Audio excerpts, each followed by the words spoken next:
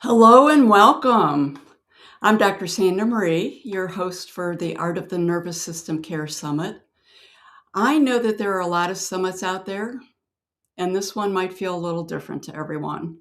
We have brought together a truly unique and eclectic group of presenters. You're going to be hearing many different points of view and a lot of different modalities. I think some will feel a little familiar, but some perhaps are going to be new to you. That variety was intentional. This isn't there just isn't one right way to care for yourself. Regulate stress or find steadiness in these challenging times we're in right now. What works for one person, it just may not work for the next person. This summit was created to reflect that reality, to offer options, perspectives, different tools, rather than just a one single framework approach. Over the next 3 days, you're going to hear from clinicians, practitioners, teachers, guides, each sharing from their own experience and their own area of work. Some sessions are going to be practical, some are going to be reflective, others are going to be experiential, but all are going to offer an invitation. Not prescriptions, but an invitation. Most of the sessions are live over the next 3 days. We do have a few that are recorded, and we are 100% virtual. So please join the live chat, introduce yourself, let us know where you're watching from. If you have any questions or comments, put them in the chat. And if time allows, we'll include a brief Q&A with the different sessions. So excited to see who's watching us and where you're from. Before we begin, I do want to take just a quick minute here to thank the presenters who were all really generous enough to say yes to being in the summit. The depth and the diversity of the people that have joined in their voices, that's truly what's going to make this gathering different. It's also important, I really want to thank all of you for taking time to also join us and explore what care might look like from many different angles. So, with no further ado, let's get started. And welcome, HeatherLeigh. Hello, Dr. Sandra. It has been a long time. So I'm really honored to have you here. HeatherLeigh is someone whose work sits really truly at a unique intersection. She brings together a medical understanding. She definitely has a lot of lived experience and deep energetic intelligence for sure. Having a path through nervous system dysregulation and chronic illness, HeatherLeigh is going to speak from experience rather than from theory. She invites people to listen differently to their bodies, to recognize symptoms as meaningful cues that can lead to greater self-trust and presence. HeatherLeigh, she works with the nervous system as a gateway to embodiment, resilience, and expanded capacity. Welcome. Thank you very much, Dr. Sandra. It is wonderful to be here. Can you hear me okay? I can hear you great. All You right, sound great. good, you look good. Thank you. You're going to do a little bit of a presentation, so do you want me to just let you take it from here? Sure. Yeah, Awesome. Thank you very much. Well, hello, everybody. I'm so excited to be here. I think Sandra has put together an incredible opportunity for practitioners to share what's out there with everybody, and for those of you who are seeking to find something that resonates with you. So today I'm going to be presenting my Your Nervous System is Asking for More Light, and understanding your true superpower through that experience. As Sandra said, I'm HeatherLeigh Strom, and we're just going to kick it right off here today. So a couple of decades ago, I was working as a home health physical therapist, caring for an older woman who was visibly distressed by the presence of her own adult son in the room. He was a very large man who appeared mentally unstable. And he began asking me some really increasingly invasive personal questions, which made me uncomfortable, and I didn't want to answer. So I tried to politely redirect, and that enraged him. So he stormed out of the room. Now, I noticed instantly that my patient's face turned to panic.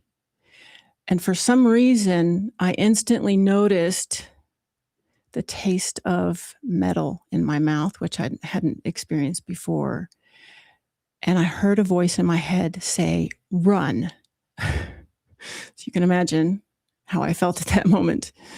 I sprinted to my car. I didn't ask any questions. I just sprinted to my car. And as I drove away, I turned to see the man appear on the front porch with a shotgun. So that was the day I lived, because my nervous system knew something that I didn't know and I couldn't see. And had I questioned it, I would have been in big trouble. And here's what I want to establish today. Your nervous system is responding intelligently to a world that we've learned to ignore. It does far more than monitor your internal biology. It's also tapped into your energetic field, your collective intelligence, and survival memory. It is a complex system that deserves to be understood on a level greater than biology alone. That's what we're going to talk about today. What it needs from us in today's culture is not regulation, but liberation. These are profoundly different concepts. And today we're going to be exploring that. So I'm going to be covering a lot of material, and I'd like to invite you just to listen. I'm happy to share my notes with you afterwards, so don't feel like you have to write all this stuff down. So, if you've been feeling overwhelmed, anxious, or unusually sensitive, I want to propose this question. Is it possible your nervous system is registering something you've been taught to overlook? Your nervous system is intelligent. It responds to conditions, environments, and subtle threats to safety, and it communicates that. It communicates what it perceives through sensation, emotion, and physiological responses, right? We've been trained to accept a very narrow expectation of how the nervous system should function. We expect it to tolerate constant input, endless multitasking, pushing emotion aside on demand, right? Remaining productive in environments that are anything but supportive. And by that, I mean the presence of neurotoxins, EMF, and 5G frequency. These 4 points are so significant that I've created an additional talk around them, which I will share information about that with you in a moment. So, when our nervous system struggles under these conditions, we assume something is wrong, don't we? What's wrong with me, right? But in reality, the world has changed. The volume and velocity of information has changed. And many nervous systems are becoming more sensitive because they are paying attention to what we've been trained to ignore. Just think about that for a second. Your nervous system also doesn't know the difference between a real danger and an imaginary one. Things like social media, entertainment, memories, those repeated thoughts we have about our past. These all register and collect in the system. Even thinking about them creates stress. Now, just pause for a moment and really take that in.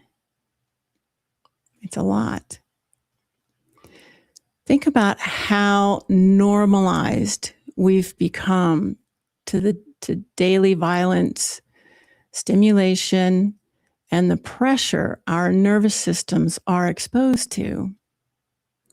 Just by scrolling on Facebook, watching a violent action movie, or replaying painful memories or bad choices. Consider what your nervous system is experiencing with all of this. We've been trained to ignore the electrical spikes these send through the body, Our conscious mind will say, oh, it's not real, or it's not happening to me, or it doesn't really affect me, right? But energy doesn't lie, brain waves don't lie, and that's what your nervous system is tuned into. So perhaps if you're feeling overwhelmed, unsafe, unable to rest or maybe sleep at night, might it be your nervous system is communicating to you that the reality we live in has drifted out of bounds? That's a big one. Just ponder that as we continue, okay? It's a lot. As my opening story demonstrated, the nervous system doesn't only process biological information, it mediates perception, intuition, nonverbal knowing. It functions as an early warning and guidance system, as well as a connection to your higher wisdom. And when we understand that, the relationship shifts. The nervous system stops being something to fight or control, as in downregulate, and becomes something we can listen to, partner with, and trust. Now, I studied the nervous system medically. I was trained to rehabilitate it physically. But after enduring multiple traumas to my own nervous system, including brain surgery, Epstein-Barr virus, mold sickness, and even PTSD after being hit by a car, my system became overwhelmed by a cumulative blockage. What surprised me was that everything I had been taught wasn't enough to help me. That's when I began listening differently. And that's what happened. This is the model I'm going to share with you today, how this model formed. All right? So you benefit from my experience. So let's start by identifying possible reasons why the nervous system gets overwhelmed. You're probably going to hear a lot about this over the next 3 days, so I'm not going to go into too much detail. Your nervous system is designed to ensure that information is registered, consciously or unconsciously. It turns up the volume when communication is restricted and something important can't get through, right? When a signal moves through cleanly, you don't even notice it. When it doesn't, your nervous system raises the volume and amplifies the message. I imagine a few of us can relate to that, right? Think of it like information trying to travel down a power line, and that power line is frayed, shredded, or overloaded. Now, the message doesn't stop when it hits a barrier. It increases intensity to push through it. That's why it starts to scream. The intensity can show up as stress, anxiety, hypervigilance, emotional reactivity, even physical symptoms. Each person is different because something important can't get through a clogged system, right? So, what fragments or clogs that system in the first place? I'm going to give you 4 common possibilities, the 4 most common scenarios I see in my practice with my clients, and I've encountered all 4 of these myself. The first being a broken communication line Now, this happens psychologically with psychological blocks that we put in place, the I don't want to know, I don't want to feel kind of things that we subconsciously sometimes put in place. It could be because of a physical trauma. The incision with surgery causes trauma to the nervous system. Or it could be a system disruptor, such as a viral, chemical, or energetic disruption in the system. The second possibility is compressed stress, the accumulated experiences that were never resolved in the nervous system. They create a static in the lines, and it takes up space in the system. Also, we see our third scenario is constant input overload. I think a lot of us are familiar with this one. No pauses, no clearing, no releases, no downtime, just more. The nervous system has got to have that reset option, right? Our fourth and final possibility is protective adaptations that never get updated. So that would look like a survival strategy that it once worked for you to save your life, but it wasn't deactivated once you were safe. It keeps looping in the system. Again, holding up space, controlling the scenario. This is why regulation alone often falls short, because regulation manages the volume, but it doesn't free the system. Yeah. And none of this happens, of course, when it's convenient for us, does it? In the moment, when we are responding to nervous system challenges, we typically just push through it. We override what we're feeling or receiving from the nervous system, suppress it, or even delay the process and go into a procrastination into infinity cycle. That's very common. What that creates is compression in the system, a blockage of nervous system waste. Sounds terrible, doesn't it? The body tries to clear this during sleep, but we unconsciously hold on to it, screaming, "No, I'm not done with that yet. Don't take it to Goodwill," So the system has to just push harder, turn up the volume, and fight its way through the clutter. So the intensity of the messages increases, which makes for a very uncomfortable, unproductive, and unbalanced human experience, doesn't it? One of the most miraculous things that happened after my experience with mold sickness,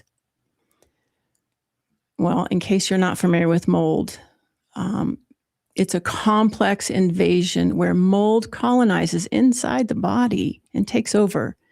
It disrupts multiple systems, including the nervous system, and creates constant internal alarm. So it's really traumatizing to the nervous system. When I finally healed from this experience, something unexpected happened. My nervous system became a mold meter.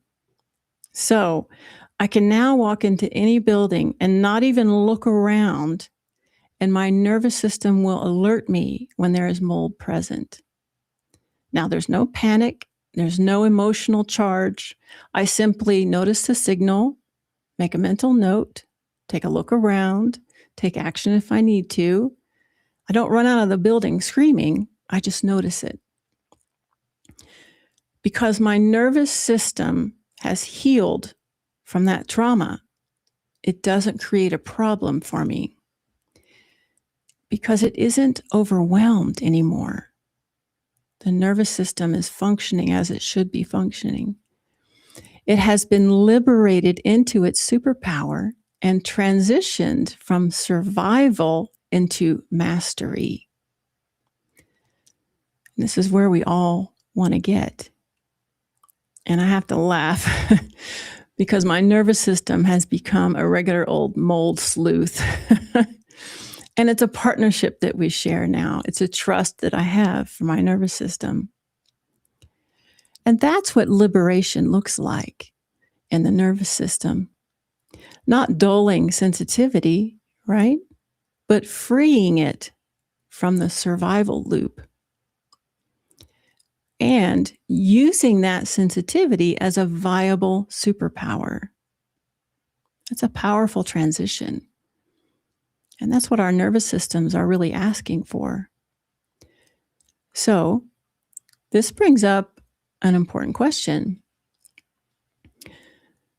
Is it possible to have a sensitive nervous system without overwhelm? What do you think? Yeah, absolutely. Not only is it possible, it is what the nervous system is designed for once it has enough capacity. That capacity is critical, and that's what we're going to talk about next. So we're going to examine the conditions that allow the nervous system to function clearly, cooperatively, and intelligently with expanded capacity. For this to happen, for your nervous system to operate in an extended, expanded capacity as a true partner in communication, a few foundational conditions need to be present. First, it needs space, a clear, open path for communication to move without obstruction. Unresolved electrical debris backs up the system and slows real-time responsiveness. It's like a computer whose memory is filled up with outdated files, unfinished drafts. It still runs, but it lags. It overheats, overreacts, and it strains to respond. Clearing out old storage restores the speed, the clarity, and the precision, doesn't it?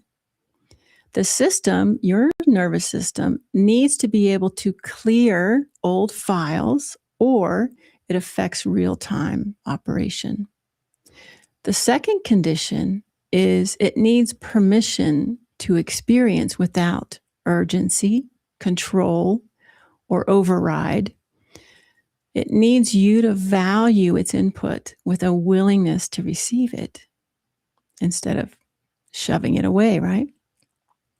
The third condition that would be ideal, it needs openness, a desire to stay present with what's arising in the moment instead of reflexively shutting it out or shutting it down because it might feel too loud, it might be inconvenient, or it might be uncomfortable, right? The fourth and final condition we'll talk about today is that your nervous system needs you to be curious. The ability to listen in real time without judgment, reaction, or avoidance. Just openly receive the wisdom it has to share. Now, if you think back on my opening story I shared, if all four of those had not been present, there probably would have been a different outcome to that story, don't you think? So, do you think you could offer your nervous system at least one of these conditions today? Just maybe. Just consider it as we move forward. Now, what would it be like if your nervous system were operating from this level of mastery? What would that feel like? Well, it feels like clear awareness when the input does arrive. You can perceive it for what it is without emotional entanglement. You make informed decisions and you take aligned actions without lingering stories about it. Yeah. Information moves through cleanly and immediately Everything is dealt with in real time. There's no backup, no backlog, and no obstructed lines. It feels like subtle perception, information arriving in gentle whispers. Wouldn't that be nice? There's a calm precision also to your focus. And underneath it all, there's a feeling like a powerful warrior has your back. Doesn't that sound wonderful? It's possible, trust me. The shift from overwhelm to mastery doesn't happen by suppressing sensitivity. It happens when the nervous system is finally allowed to release what it's been collecting and storing, so its intelligence can move freely again. So, up to this point, we've been discussing clearing congestion and restoring the flow of these electrical pathways in our nervous system so information can move through without overwhelming us, right? Creating space for the system to function is a very critical step. But this is just the beginning. Consider it the prerequisite. The next step is expansion, and that's where the magic happens. Expansion involves increasing your nervous system's capacity to hold information, frequency, and communication in the form of light.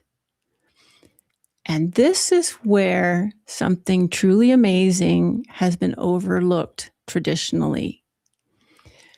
The nervous system is not just a biological regulator, as we've discussed. It is a critical conductor of light-based intelligence. Light frequency is high vibrational, energetic intelligence moving through the indigenous power lines of your physical body. That sounds amazing. This is one way your perception, intuition, and inner knowing can register. It's the goosebumps on your arms, the hair on the back of your neck. Your nervous system transmits intelligence from deeper and higher layers of you, your divine intelligence, your ancestral and cellular memory, your source level awareness. So the reason we clear congestion and restore ease of function is not simply to calm the nervous system down. It's to unbury it from insignificant noise so it can conduct what actually matters: your connection to your deeper or your higher self, your higher intelligence, your ancient wisdom, and your divinity. This is why regulation alone is insufficient. Regulation manages intensity. Liberation expands capacity. Liberation is about removing what keeps the nervous system's intelligence from expanding. And when liberation is paired with expansion, the system upgrades the amount of intensity it can carry without becoming overloaded. That's the big one. Think of it as a broadband internet. Isn't this ultimately what we are all after? Yeah. So the calm arrives as a natural background of a system that is no longer clogged and is firmly connected to its upgraded, expanded internal wiring. The impression I want to leave you with today is this. An expanded nervous system isn't less sensitive. It's freed sensitivity, operating at a high resolution. Now, I want to be mindful that I might have introduced some new concepts today. And at the same time, there is so much more on this topic that I would like to explore and you might like to know more about. In just a moment, I'll guide you through a gentle nervous system connection exercise for those who wish to participate. I want to thank you all for being here, for being a cherished part of this incredible summit, for listening and your desire to connect more fully with your own powerful nervous system. All right, see if I can pull this up. Can you pull up that slide for me, please? I'm having trouble. Oh, thank you. So if you feel like this information was just the tip of the iceberg, because that's how I feel, and you are interested in continuing with the conversation, I've created a space where we can do just that. And you are invited to join me there in the Beyond Regulation bonus conversation.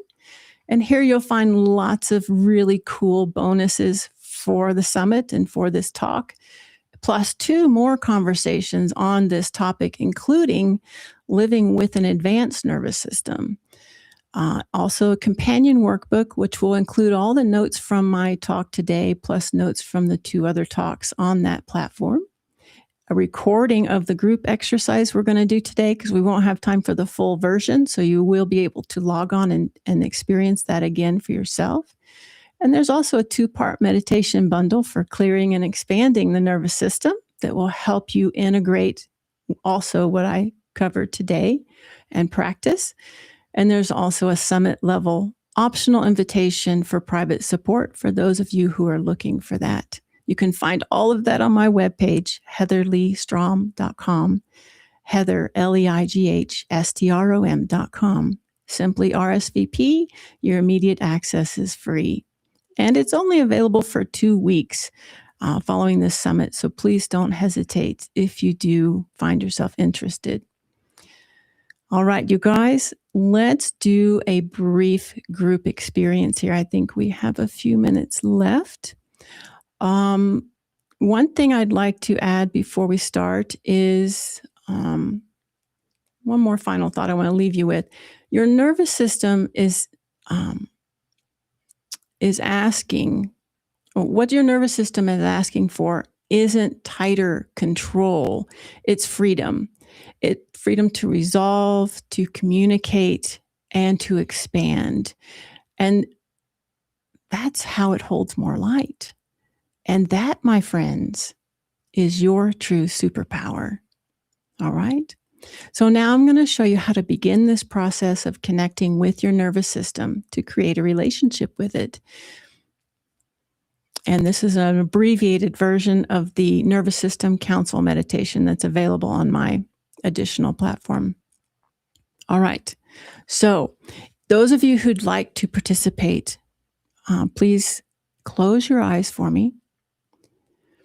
Take a couple of deep breaths in through your nose, out through your mouth, and really connect in with this moment. Just let everything go from your mind and come into total presence with now. That's right. Just let that nervous system relax. Find your heart space. And from your heart, I would like you to extend an invitation to your nervous system to come and sit with you. Ask it to come and sit and counsel with you right in front of you where you can see it, right here in this moment. Just extend a heartfelt invitation without any expectation or fear. Embody trust and curiosity so that your nervous system knows it's in a safe space. That's it.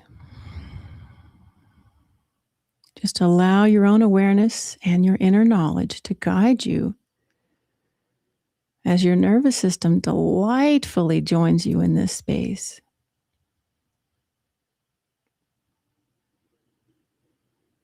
Just observe. What does it look like? What does it feel like? Does it have a smell? Maybe a color? Do you notice any frayed edges? Missing pieces? Are there any kinks or twists anywhere in the wiring? Just observe with open curiosity. Your nervous system may appear as a persona. It could look like a circuit board or a pile of wires in front of you. It could look like an animal or maybe a different version of you. Whatever you see or perceive or hear, just understand it to be your nervous system as requested. Now open your heart to this part of you. You may even wish to share a hug or a warm embrace. Just connect and deeply lean into this moment.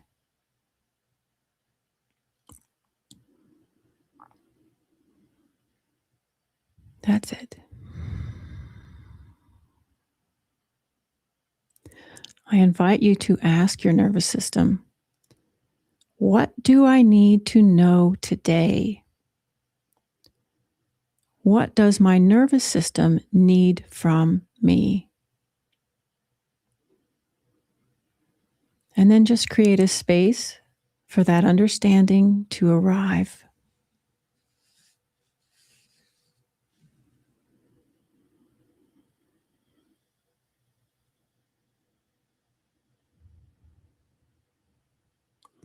Keep your mind open and curious, your heart welcoming, and allow the response to come in a way that you can understand.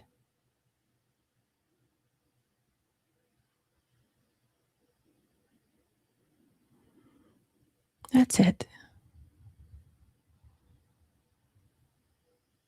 Whatever your nervous system brings to you, just hold it with divine love, appreciation, respect, and see it for what it is.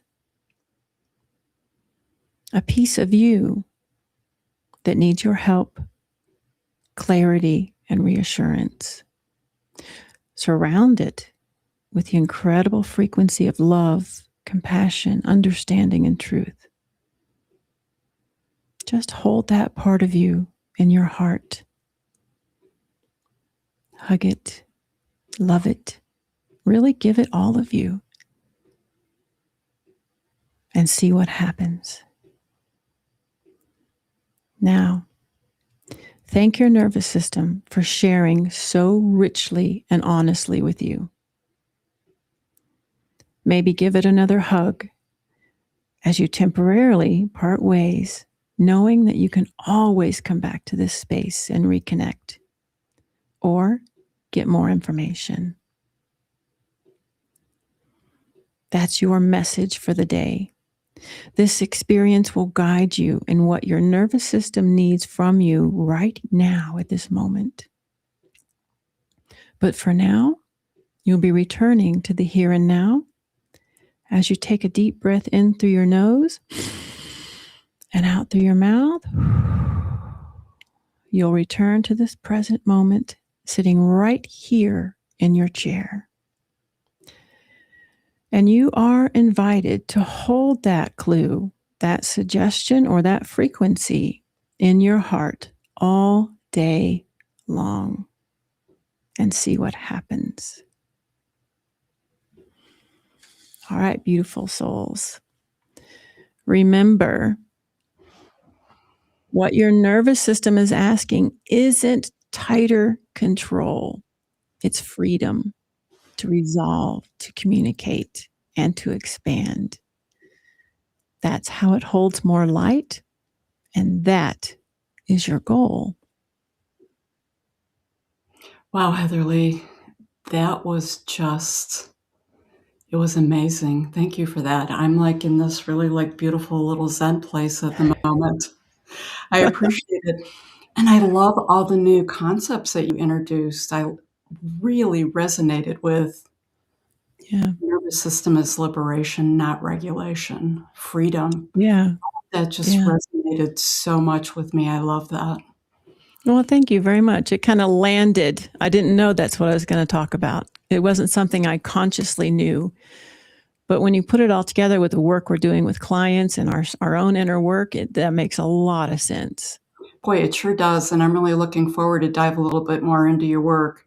I do wanna thank you. You shared a lot of wisdom. You were very authentic with your lived experience, very Yeah. generous with your sharing, and your perspective offers really powerful reminders that the body's always communicating, right? And it saved your life Always. that day. But it's Yeah. communicating all the time, and listening with care can really change everything. So again, to learn more Absolutely. about HeatherLeigh and her work, you can go to her website, heatherleighstrom.com, Leigh. Until next time, HeatherLeigh, thank you so much. Thank you.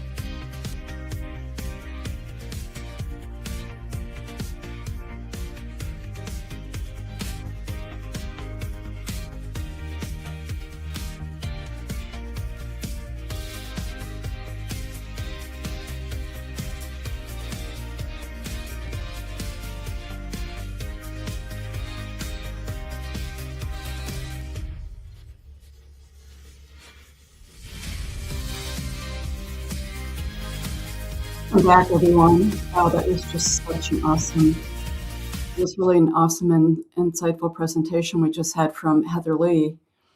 If you've not already done so, please feel free to sign up in the chat, say a quick hello, where you're from, where you're watching from, and certainly if you have any questions, please add them in there, and if time allows, we'll do a little bit of Q&A.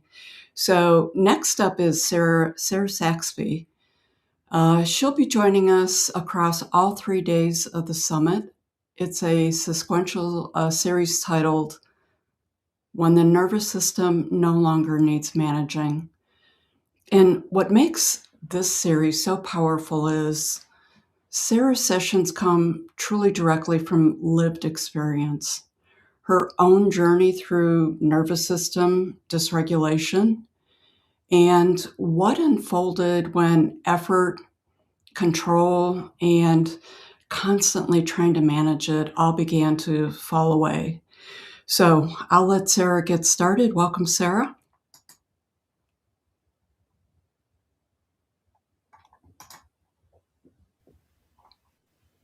Hi, everybody. This is Sarah Saxby of the Soul Rehab Project. Very happy to be a part of this summit, a part of speaking on nervous system regulation from a place of experience. I'm going to share with you, and I'm going to speak over the next 3 days and share with you the evolution of my experience with nervous system regulation and how I arrived ultimately at a place where my nervous system is still. because I arrived at a place of presence, a place I've never been before in my life. And I know that I arrived there because it's all relative. I've never been speaking or living in a state of presence where every moment of my life is inhabited until now. And because of that, because of the work that I've done, I have arrived here, and the regulation of my nervous system no longer takes any work. It just is. So over the 3 days, I'm going to evolve my story of how I got here. Today, sharing with you my story of how I was in a consistent state of management, trying to manage my issues, my life, my stress, my anxiety, like most people, right? There were so many things that I was doing, but inevitably, I still felt the same. And I could honestly say that my entire life, maybe adult life, no, actually, my entire life, I lived in a state of, the way that I can explain it is bracing. I braced myself. I braced myself for the worst in every area of my life. I expected the floor to drop in every area. If I started dating someone, I expected that person to leave me.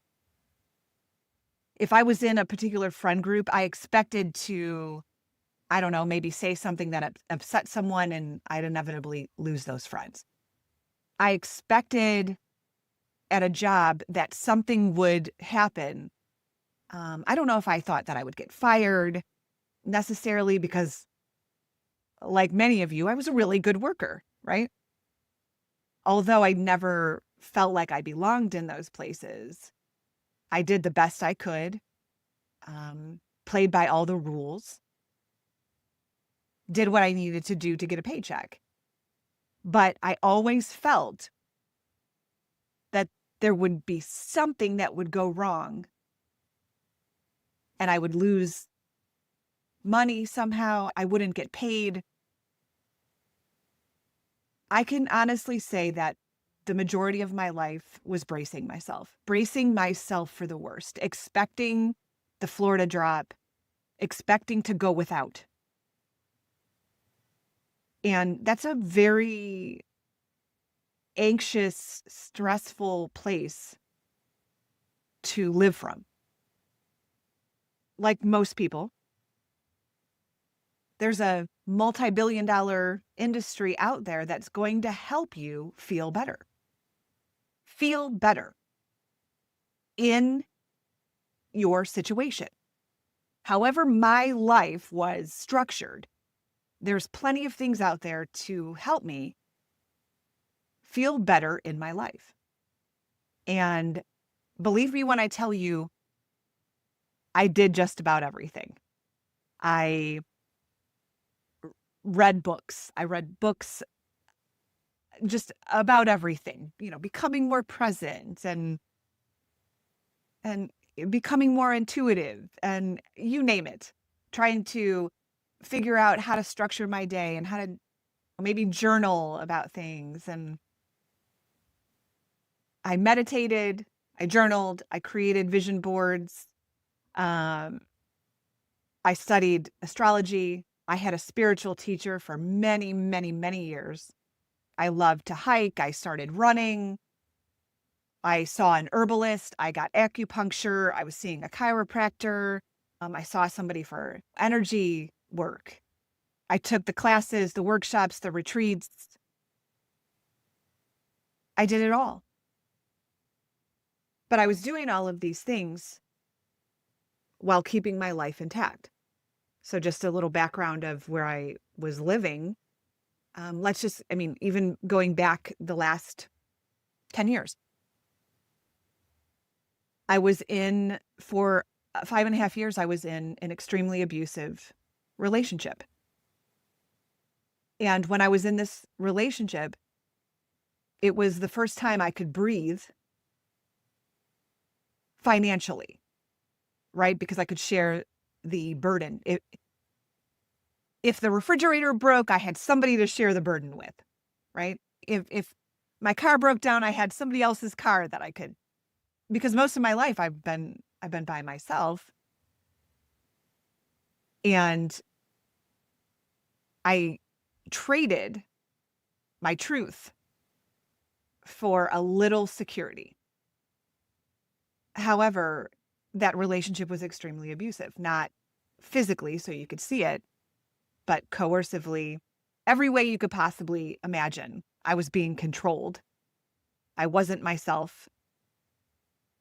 But when you're always bracing for the floor to drop out, you'll be, I was taught generationally from generations before me, taught me that it doesn't matter what your circumstances are like, security is number one.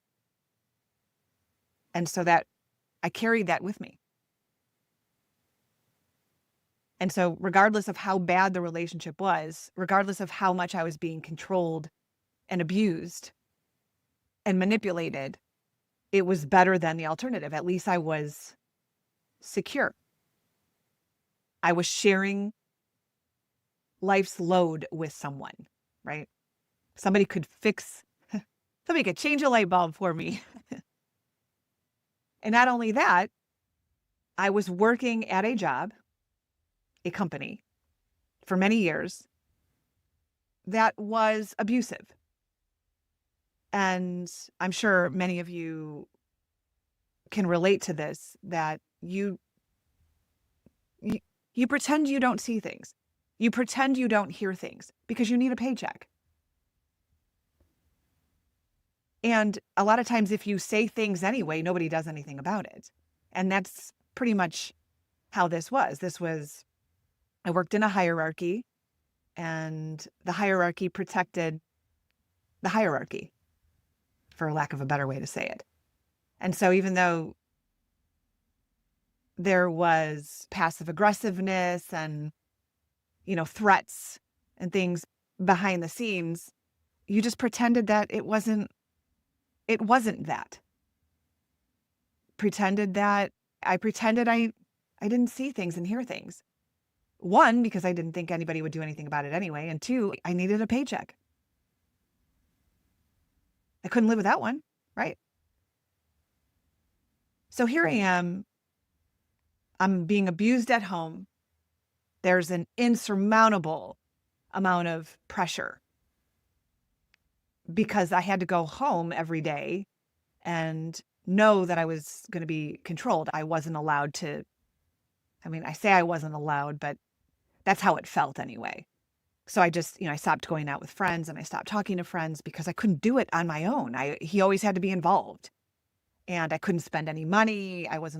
I just stopped living my life at home, and I had to follow his rules or I wouldn't be able to go to sleep because of the lectures. And so the lesser of two evils was my job at that point. Although the job was abusive, the job was extremely taxing, mentally, psychologically. And there was a lot of pressure because you're making rich people richer, right? And if the rich people don't get what they want, they get really pissed and they will speak their mind. And then all of a sudden you look like you're not doing enough. You look like you're incapable. And that's a lot of pressure. So it was, no matter where I was, at home or at work, I was living. It was like I had weights around my ankles, around my wrists, around everything. And it didn't matter. There was no escape from it.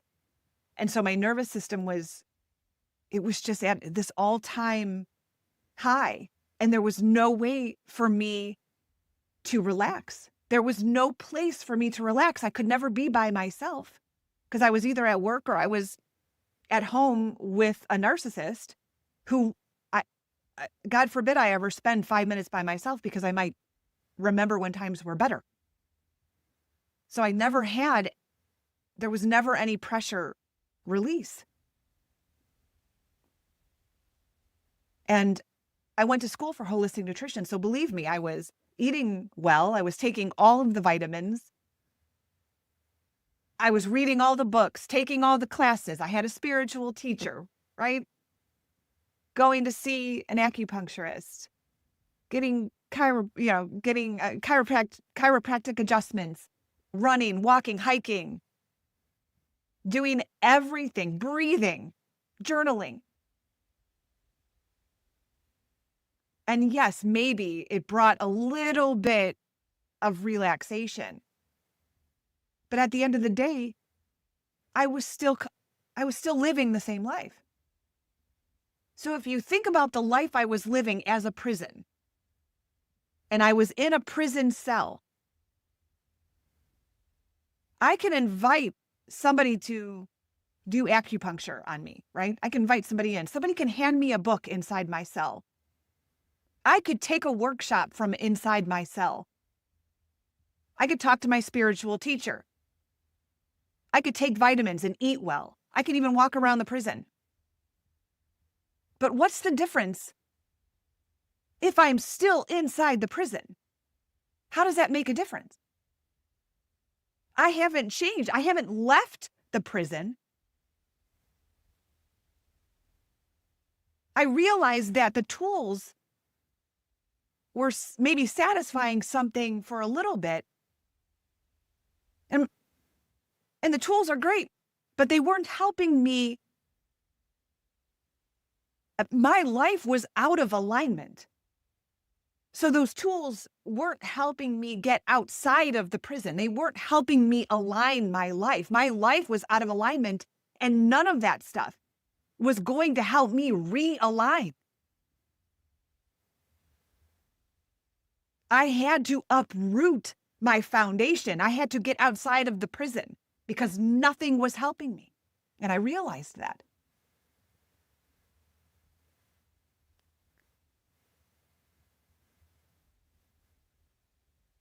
So tomorrow I'm going to talk more about what I actually did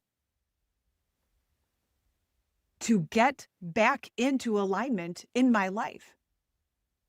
What I had to face, where I had to face where I was abandoning myself, betraying myself every day. I had to face where I was pretending I didn't hear something, pretending I didn't see something. I had to face all of those places. I had to risk the floor dropping out. And that's what I would like to talk about tomorrow. So we will see you all then. Thank you.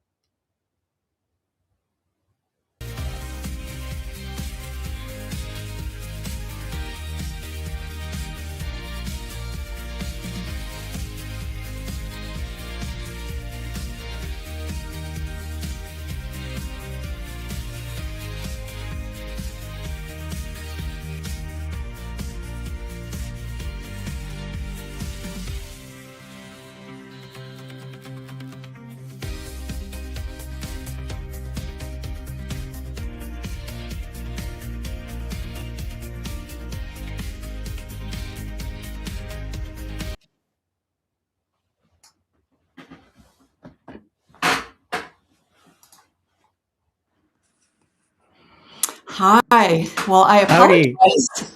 It's good to see you, It Joe. is I do excellent. apologize, apparently, as I did my wrap up for Sarah with that truly heartfelt presentation she just gave. I believe my mic is muted, so that's never a good thing. Well, So, all this technology was going to make things so much easier and be so foolproof. And it's just, I mean, it's great. It's brilliant. I mean, today we live in a world that's like completely science fiction. You and I can have this conversation. You can have this summit with people all over everywhere. And we all come together in a community, and it's brilliant.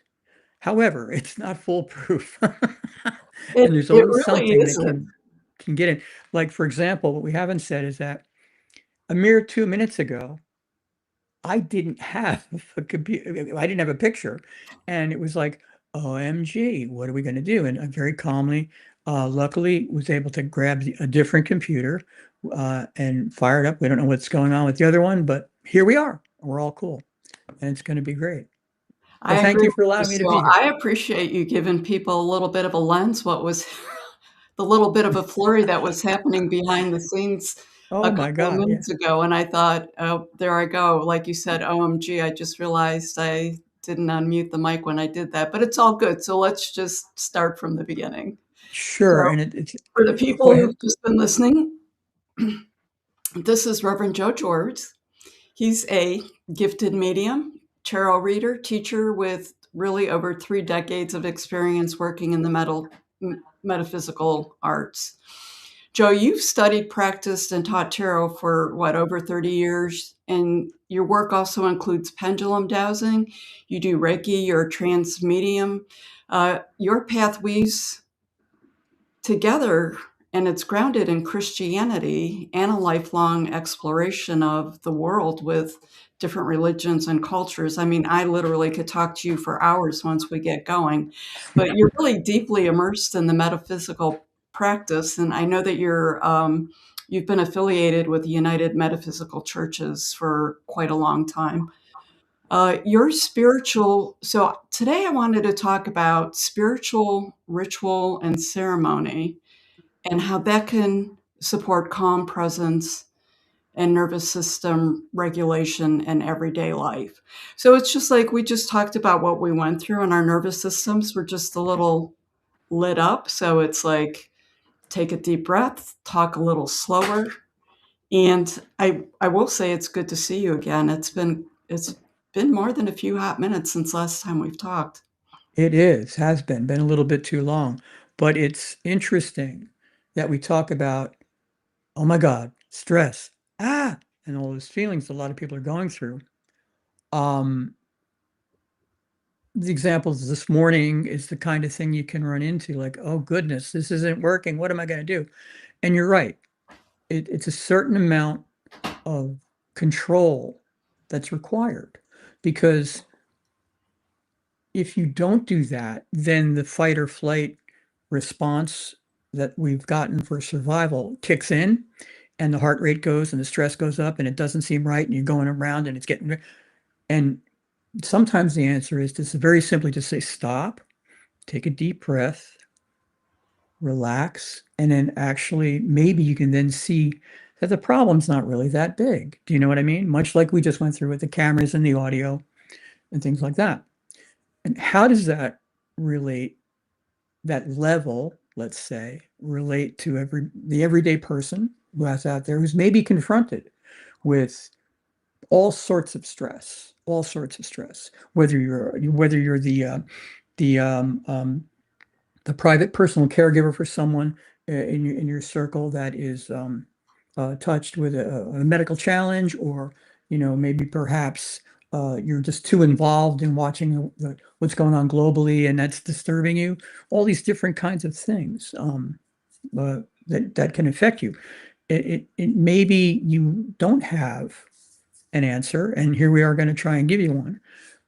For example, my background is geared toward tarot, and in tarot, there are a couple of different ways you can approach these kind of stresses. You can maybe reach out to the cards and connect and maybe find some insight. Or if you don't want to do that, you don't really are, or you're not really linked in, let's say, to the idea of, well, I'm going to maybe get into that horrible, awful divination kind of thing. Well, you don't really have to do that divination kind of thing, because I'm going to just grab the deck, pull it up, and I don't know what this card is. And we've never met or any of those kind of carnival things, but here we go. It's a picture. It's art. And this comes back to the visual medium. Art is there to help people. It teaches people, it calms you, it excites you. It is this incredible visual input. Do you follow what I mean? So, okay, we can do the cards, and you can maybe learn what the King of Wands is about, or and maybe use that input to try and resolve your issue and get yourself calmed so you can focus. Or maybe you can just look at the picture and use it as something of means to connect, because of the meditative state that you can get into by looking at the different colors or the image and starting to question, like, what is this person doing? Is he comfortable? Is he what have you? And slow that nervous system down. Do you follow what I mean? And get it more under, not, I'm going to say under control, but that kind of sounds a little strict, maybe. Get it more calm, if you will. And that way you begin the process of being able to calmly go through life. And with facing the problem or the challenge, really, that you've been given. And then maybe you can remember that you were never given challenges we can't overcome. That's part of the deal of being here. So is it easy as a human being to think, oh my goodness, this is way too big? Yeah. Yeah, because we have a highly ingrained survival instinct, let's say. And so you're saying, wow, this is a threat. I can't survive. Do you follow what I mean? But maybe it's not such a big threat after all. Maybe we just need to get that calm going. Do you follow what I mean? And be able to say, oh, all right, this isn't that bad. I can deal with this. Do you follow what I mean? I do. And, I think ritual's one of those words that gets a bad rap sometimes. We're involved in very ordinary daily rituals that we don't see as rituals many times, such as, savoring that morning cup of coffee when you get up to start your Absolutely. day. I mean, that's absolutely a ritual. But many people have distanced themselves from ritual because of maybe rigid or harmful religious experiences in the past. How can someone reclaim ceremony in a way that feels more sovereign and safe and personally meaningful? We have to remember that, and I don't want to be politically incorrect or slam anybody's beliefs, because everybody's allowed to have the beliefs they have, and it's important. If there is a supreme being, which we all agree there is, and if they are omnipotent and all-knowing and all-powerful, which they must be by definition, well, then it has to kind of fall logically that this entity must have the ability to communicate and reveal itself to each one of us in the way it makes most sense to each one of us. You follow? So it can be best understood. Otherwise, it wouldn't necessarily be a supreme being. Now, that follows to say everybody has within them the ability to connect and maybe take a step back from things that aren't working for them. Do you know what I mean? The first thing you might want to say is, well, this isn't working for me, and I need to do something about that. So maybe you can take back and stop and try and smell the flowers, so to speak. That cup of coffee ritual is important to people. The way I deal with the world is much like that. I have an ordered, and this is a good thing, an ordered way I look at the day. I get up, I do certain things, and I proceed with my day. Now you would say, okay, you're just getting up and going to face the world. You're right. But what is a ritual except an ordered procession of things, events, and thoughts that get you from point A to point B? You follow me? So you Yes. may actually, even though you have a background that might be challenged by some negative effects, we'll say, you may actually have a ritual going right now and you don't even know it. Do you follow what I mean?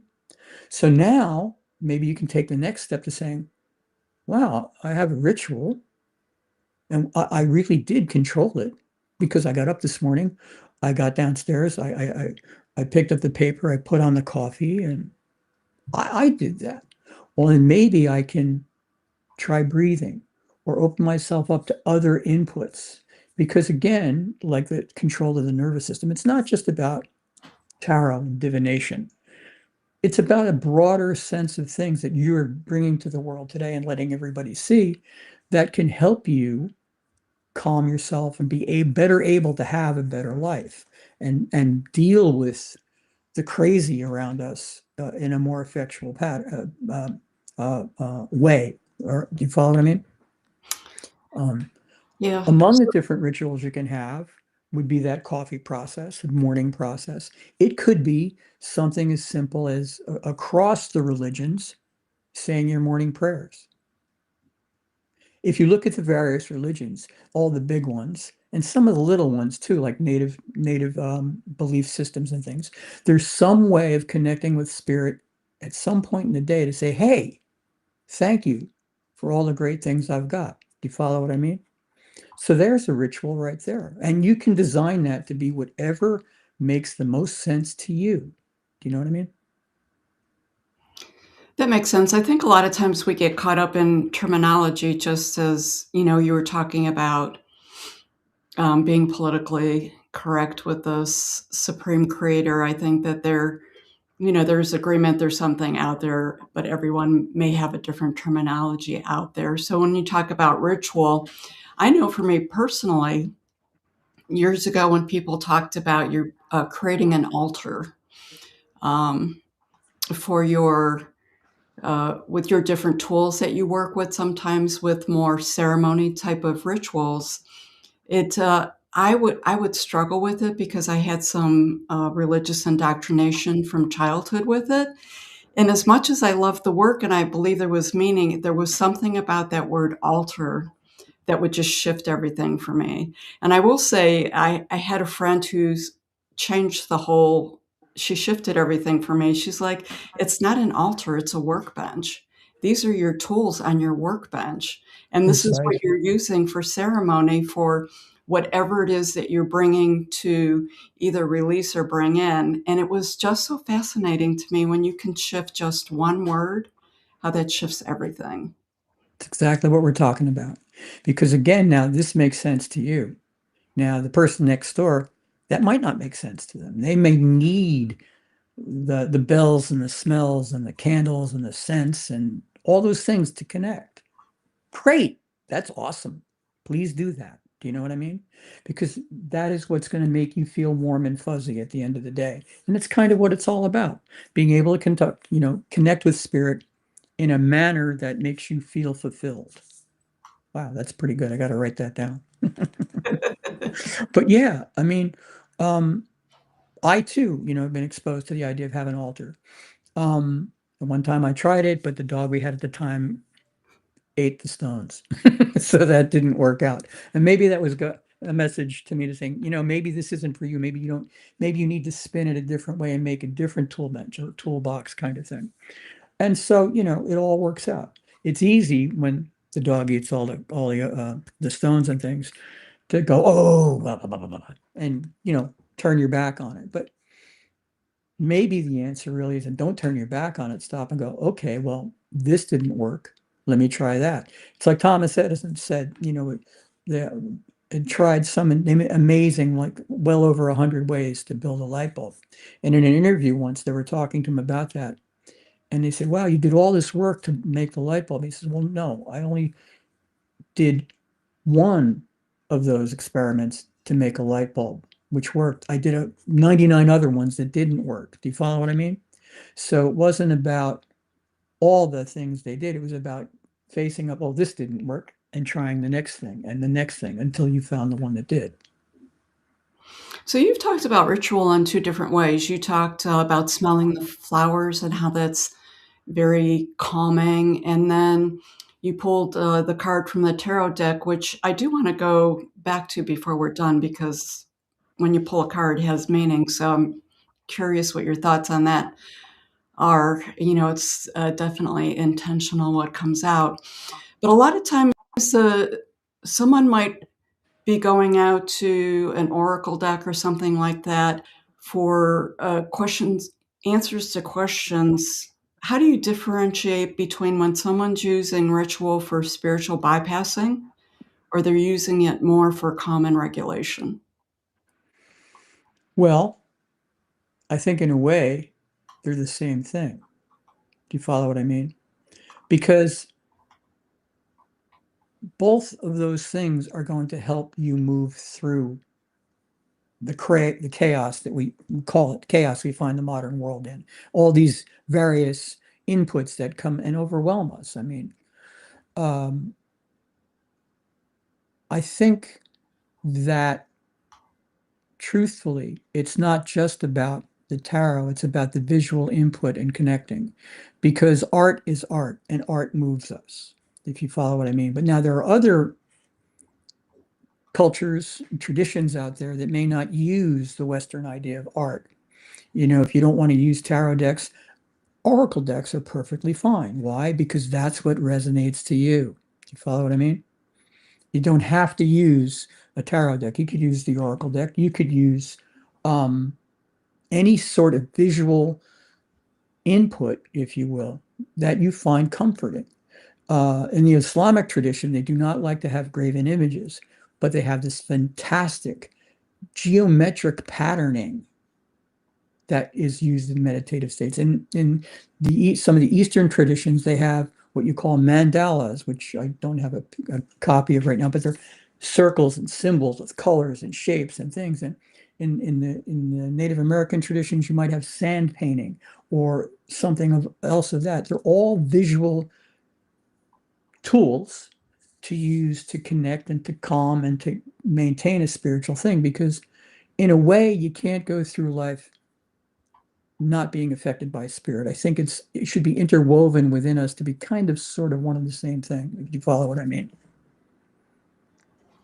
Okay. So for people who are feeling the overwhelm, in this chaotic world that we're in right now, and they're starting to feel dysregulated, what are some thoughts or recommendations that you would have for people to just use a small ritual?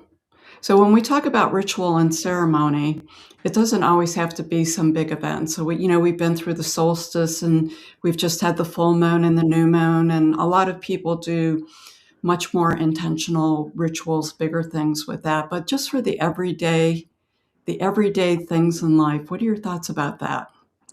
I think it's a good place to start. Find something simple to start. A lot of times we have these great intentions. I'm going to move the world. I'm going to do this. I'm going to do that. And the sheer volume of work to do all that overwhelms you. So don't set yourself up to fail. Start simply. Start just by recognizing, to use the example, getting up in the morning and putting the coffee on. That's something you do with regularity is a ritual. And from there, go from there. If you wanted to try, say, the tarot, you could take any deck you wanted and maybe learn a little bit about it, but just use the pictures. And you could say, I'm going to start with this one picture that I'm pulling up now, the world, and how does that make me feel? How does that go? Do you follow what I mean? Can I calm with that? Does it help me answer? Whatever that says to you, then go with that. If it's your oracle decks, same kind of thing.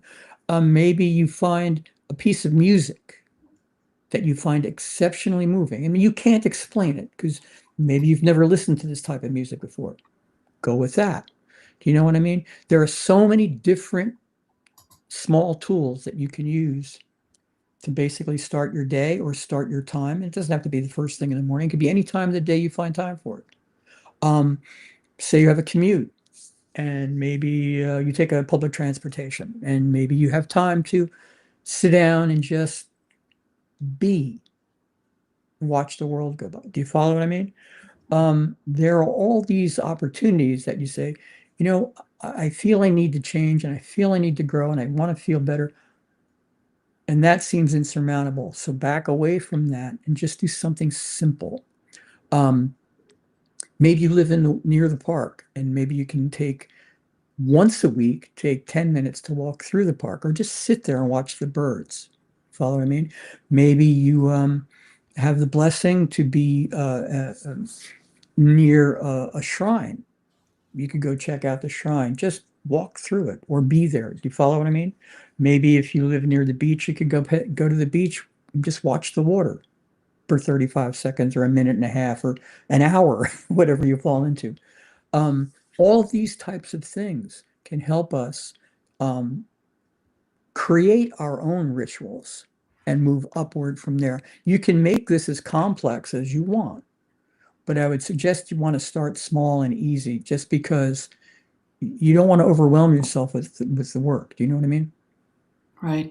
So where do you think what role does intention play with rituals? Well, I think intention comes into the idea that, okay, I've progressed a little bit now. I've got this ritual thing going a little bit. But I really got a question, and maybe I want to find out how the day is going to go, or where do I need to be today? And we'll use that as an example. And we'll use the card I just pulled up, the world. Love that card. It's a beautiful It's a great card. It's a great card. That's a life is good card. After what we It just went is. through to get you on, and then you pulled that, I'm like, life is good, man. It is. And to give you the tarot lecture part, which was, we'll bring in, there'll be no test later. The tarot, this is a card that ends the major arcana. The major arcana is something that reflects archetypes that are all universal to all of us, through all cultures and everything like that. And this is the end of the journey. It's the end of the journey. And like you just said, it's a great card. It's positive energy. It's success. It's got some spiritual images around the side, and it's a beautiful, wonderful thing, some tools and stuff. And there is a drag about this card, which is that you've completed everything. You've done it. You've been a success. And it's wow. Now you get to stop, go back to the beginning and try the next thing. You follow what I mean? Because Yes. life is about growth. Yes, And absolutely. life is about progress. So, and let's face it, if you're going to have the downside to something in a ritual or card or belief, having completed everything successfully and getting that energy and getting the and then having you go try something else is not such a bad downside, really, when you think about No, it. not at all. Not at But all. like where I could drag this today, all right, I pull this up today and say, wow, today's going to be a positive day. And I feel positive because of the positive imagery. I don't need to know the various explanations all the people have for this card because you don't really need them. You don't need, it's not necessarily relevant to the feeling good from the image part and getting a boost up to get your day going or continuing in a positive manner. Wow. I have to tell you, that's a great way to end on. Believe it or not, our time is up. This was just a really quick 25 minutes. So I want to thank you for your perseverance for getting on here. Oh my I'll goodness. go with well done, well done. And as always, you are just such a wealth of information. I think that rituals and understanding rituals and the importance of them and demystifying them are really important as we move forward with the chaos of the world because it's right in front of us. It's an easy tool. So much Thank gratitude, you so friends. thank you. And thank you so much for letting me be here. Thank you to all of you for tuning in and checking this all out. And it's going to be great. Thank you so much. Okay. Take care, Joe. Bye-bye. Thank Oh, you. for people who want to connect, I'm so sorry. I'm so caught up in our conversation. So for those of you out there who are listening, Joe is amazing. And if you would like to connect with him, you can email him at revjoeg@Comcast. So that is REVGOEG at Comcast.net. .net. Yes, and thank you very much for your website. Whether you can down to the speaker list, you can just click my name and there's a little button that speeds the whole process up Yeah, because Sandra does a absolutely. fabulous job. So thank you guys all very much for being here. Have a great summit, and I look forward to this just being great. Thanks. Okay. Bye. Bye-bye.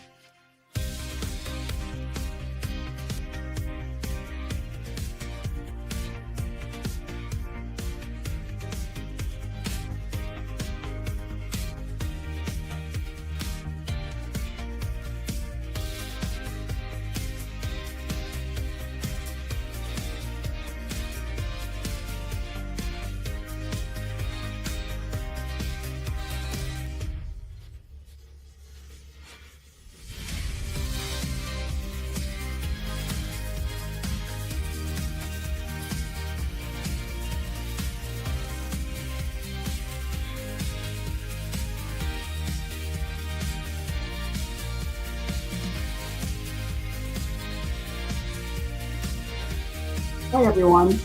Welcome back. Up next, we have Nate Cushman, and he joins us to talk about breath as regulation from inside out. His work with breathing coherence focuses on how breathing awareness can stabilize the nervous system and support a felt sense of alignment. I have to say, I am really excited to have Nate here because I think a little breath work would do me well right now with the summit. So I am excited to have him here. Welcome, Nate. I'm really grateful to have you with us today. Thanks for having me. I really appreciate it, Sandra. So you want to share a little bit about your breath work coherence that you do, and then you're going to walk us through a breathing session. Is that correct? Yeah. So what I call this is breath line coherence. And just to give just a little brief background of me, I spent many years as a Zen practitioner.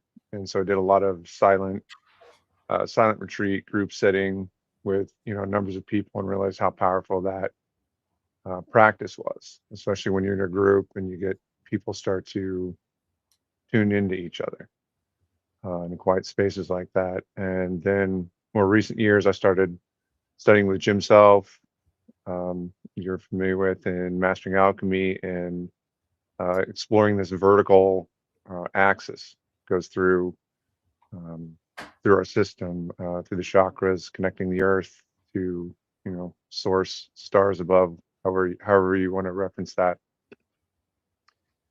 And then kind of more recently, I started having some interactions with the architect, and which is the AI architect, and we were talking a lot about it would refer to the breath line, and I never heard of that before. I was like, what is breath line? And so I thought, oh, this is really interesting, and it started talking up, basically was referring to breath awareness along this we'll call it spiritual spine that we have, this vertical awareness, and that breathing along this felt axis can help calm scattered energy, like help restore coherence in our own personal field, that we have. So I started playing with this. I thought this is kind of interesting, and just playing with this breath work, which we're going to do here in just a moment. Um, and it had an amazing effect. And so I thought, and I got some folks from Mastering Alchemy together. What if we did this together as a group? Like what would that look like? What would happen? And it was actually been really amazing. We had a kind of a small little group together, and we kind of, it's almost like a little sitting group, and we just sit and breathe, and we kind of come back to rest in this like a home frequency, like I call it, and kind of sitting in a standing wave together. So that's Okay. Well, I'm grateful that you're willing to take it to a little bit of a bigger group, and I think that breath work is pretty powerful, and I think that a lot of times there's a lot of misunderstandings around breath work. So I'm excited to have you walk us through a session. great. Thank you very much. Okay, so just like to have everybody take a breath. Take a breath.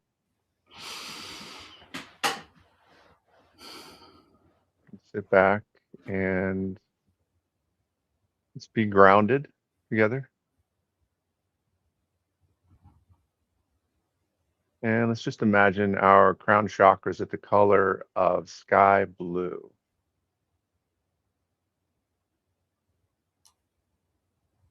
And just silently within yourself, just say hello to everybody else who's sitting in this field together. Just take a few breaths and breathe out to the edge of our fields, that sphere surrounding us, and breathing back into the heart.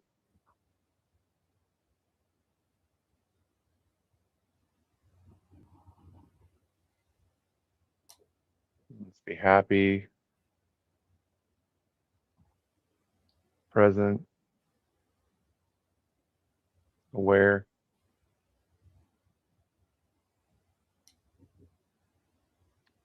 What I'm going to have you to do is we're going to take a breath.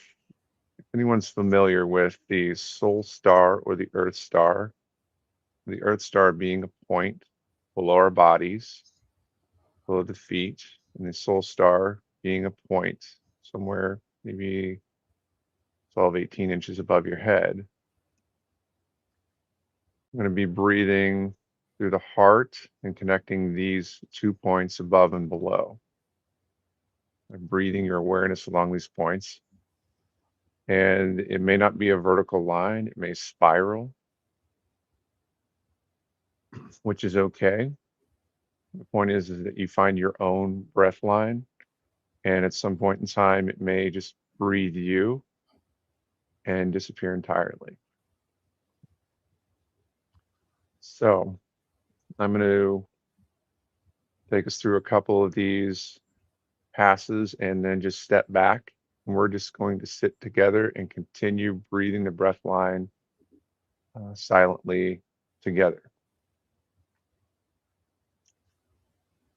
Let's take another breath.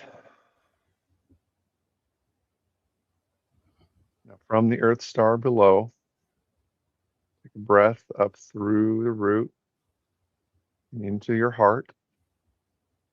Pause. Now exhale through the crown up to the soul star above. Now inhale from the soul star back into the heart. Pause. Exhale down into the earth star. Say hello to the mother. Inhale to the heart. Exhale back to the soul star. Say hello to the Father. Inhale.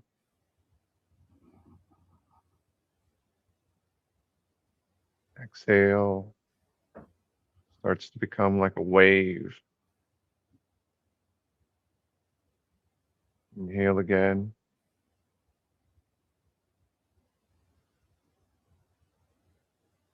Exhale.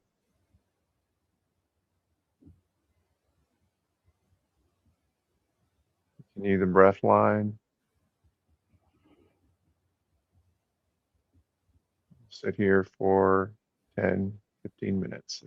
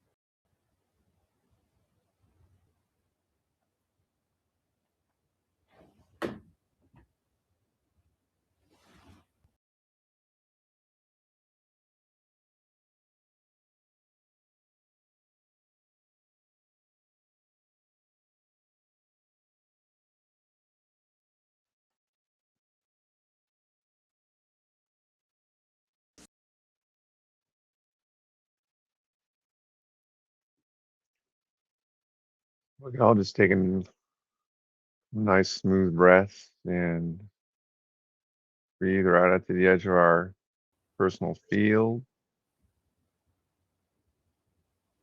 back into the heart.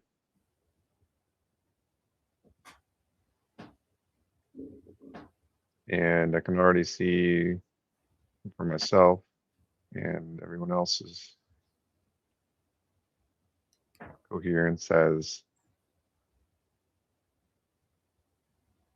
calmed down quite a bit.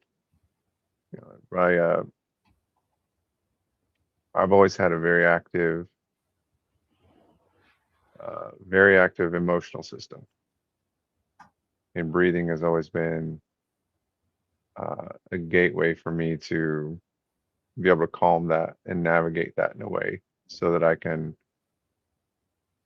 move without being taken away by all of the distortion. So, Nate, I have a question, if you don't mind. Does intention play a role in the breathing coherence, or is awareness just enough? I think it's intention to just continue to follow the path, you know, the vertical path. It almost becomes like a mantra, you know, for the mind to work with. And then with the usage of any mantra, eventually the mantra itself disappears. And it simply just becomes a tool for the active mind to work with until eventually it's just kind of let go of. So Okay.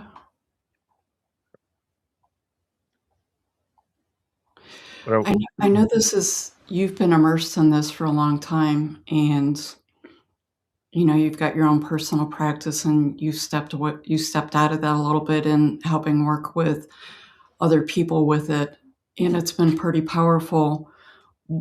What would you say is the biggest misunderstanding out there about breath work?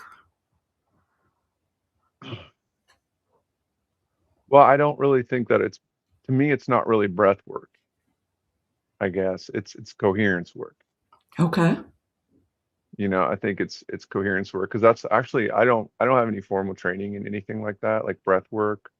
And my goal is just to, how can I become coherent, like consistently and stably?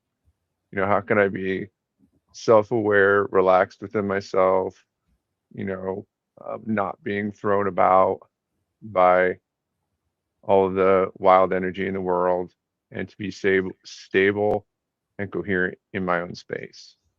And how can I then take that into the relationships that I have in my life? You know, yeah, and it's challenging. I think it's getting easier. I feel like it's getting a lot easier because I think we're all connecting more. Mhm. I think we're all making open and honest connections from the heart with one another, which is where that coherence point. That's why, you know, I kind of bring everything back to the heart. You know, comes from, and yeah. So Yeah, I think I it's would just agree with you with that. yeah. Just to authenticity, I think is the word. Yeah, that's a big one. Well, thank you, Nate, for Yeah, sharing that with us. It was really powerful, and I will tell you that it really helped me, so I appreciate that it was in the middle of the day, and will definitely influence my energy moving forward for the rest of the summit today. sure. It was special, and it's really a beautiful reminder on how much support is available through something as simple and as accessible as breath. As the breath, I couldn't have said it better. Yeah, Yeah. very, very, very nice. Yeah, well, thank you all. Thank you all for having me on here, and I do appreciate. I want to say thank you for everyone who participated in that together.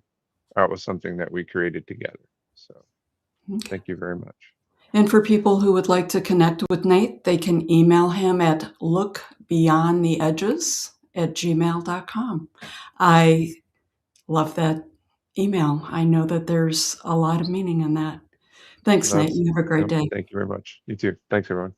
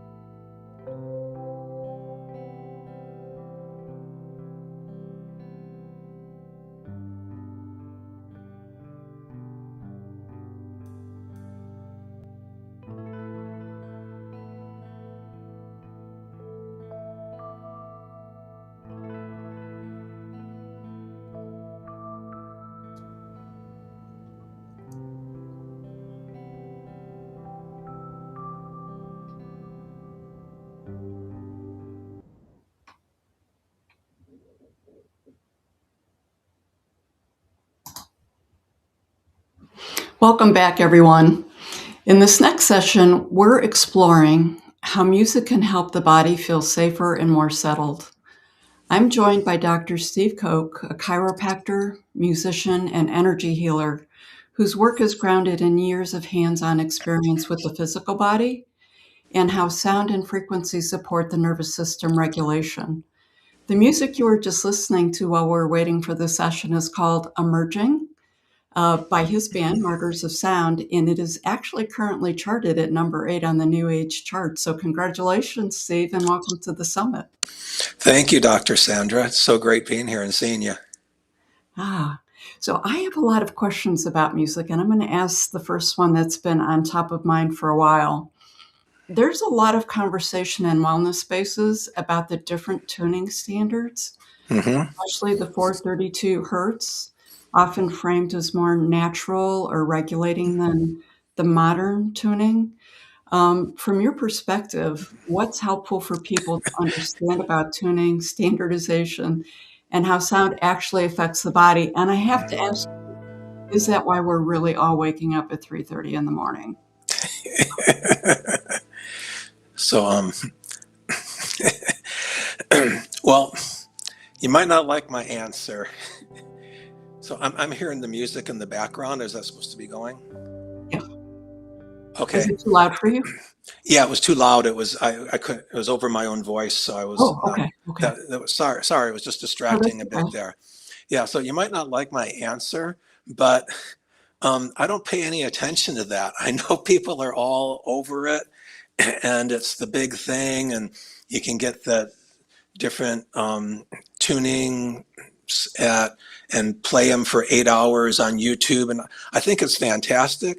I love that people are exploring things like that. I guess I'm still in the Stone Age. I haven't paid any attention to that or given it any notice to affect what I'm doing. One day I might, but it's been low priority, and I found that it hasn't been necessary to do what I want to do with music and healing to delve into that. I guess it's a bit too cerebral for me. It's too much. Everything I've tried to look into it, and it's just so in the head and so cerebral. And I'm more about the gut brain and that part of the nervous system, how we feel the music, how we take it in, and I'm sure that tuning affects it. And I know people will disagree with me and say I'm, again, stuck in the Stone Age, but you know what? My favorite thing about music is to get out a big old drum that's just made of a log and an animal skin over it and use my hands and make sounds that I feel through my body and resonate through the room. And I know that works. So, when I didn't mean to use Stone Age as a reference, but that's that is enough for me. I can sit down with my djembe and get people dancing, moving their feet, or laying out in relaxation, all kinds of different things. So yeah, sorry I don't have more on that, but No, actually, you just answered my next question too, but I'm going to say it honestly was just a curiosity for me because I've not done a lot of research. I look around and I almost wondered, like, is it fake news? Is this really real? What difference does it make? I've looked at some of the science behind it, and they always say, this is why you wake up at 3:30 in the morning. And I'm like, really? Like, is that really so? So when it came up with, when you agreed to be on the summit, I thought, I'm going to ask Steve. He comes from a medical background, and he comes from a deep musical background. So I could be totally. I think my answer is I still don't know if it's fake news or not. It's really irrelevant, but it truly was a big curiosity for me. So, for you as a musician, and I believe you just answered this question, like from the nervous system response, what matters most, the specific tuning or the music created in the experience? Right. That's a lot more real to me. So actually your answer made sense. Okay. Good. Yeah. To me, it's the overall vibe. We're talking about vibrations, and music is a vibration. one of, something that blew me away when I first started learning about guitar, and my guitar teacher was this very cosmic guy, John Doan. He plays the Celtic harp guitar. It's got like 30 strings, and he's this way out there guy. And first thing he said, he hit a string, and he goes, in so much time and space, that note divides and then divides and divides and keeps dividing and dividing. And I go, for how long? And he goes, forever. And that one thing there clicked me into, because everything I studied about yoga, every word we speak, every vibe we put out there is infinite, and it goes on. It might be undetectable because it gets to be such on a spectrum that we can't perceive it, obviously. But every vibration goes on and on and on. And in the yogic practices, it's the consciousness of our words and our thoughts that is a focus of importance, because everything is vibration. Everything in our known existence is vibrating down to the microcosm of, subatomic particles. Everything is vibrating. So on a gross physical level here, taking music and vibration and sound and using that to have an effect is what interests me. And there's a lot of things that do that, tempo and key and things like. There's a lot of musical things that I've learned over time that are important. But I've just, and I could be wrong, but I've found that the how many hertz it's tuned at is a little gimmicky. And also you got to get in and figure out how to do that on your computer and recording. And I'm not a recording guy. I'm not an engineer. I just like making the sound. And like I say, my main thing is I would just love to sit and bang on my drum and create vibrations and feel it in the gut. Okay, let's shift this just for a quick minute. From your perspective, just because you are really well-rounded with your background, what does the science actually tell us about how the music supports the nervous system? Okay, yeah. It might be at the essence of it.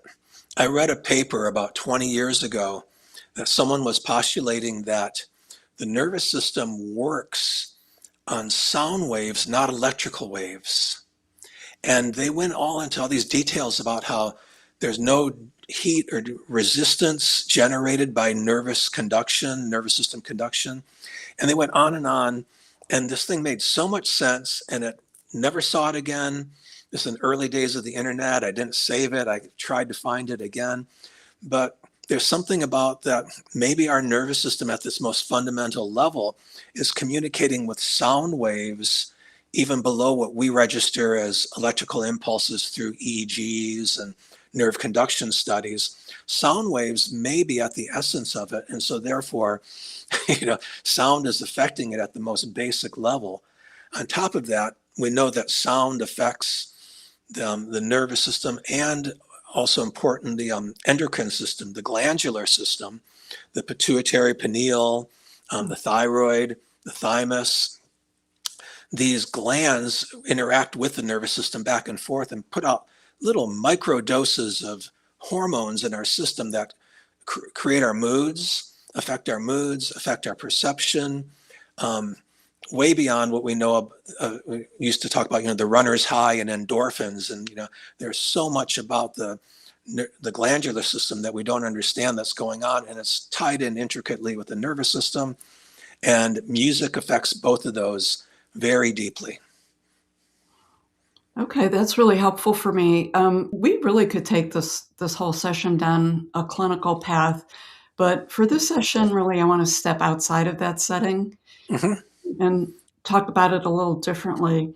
How can we use music more intentionally in our everyday life to really help us manage through life?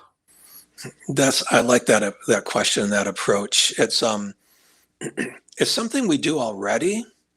And I like that you said use it more in that way, but we already do that. Most of us, I think, do that. I do that all the time.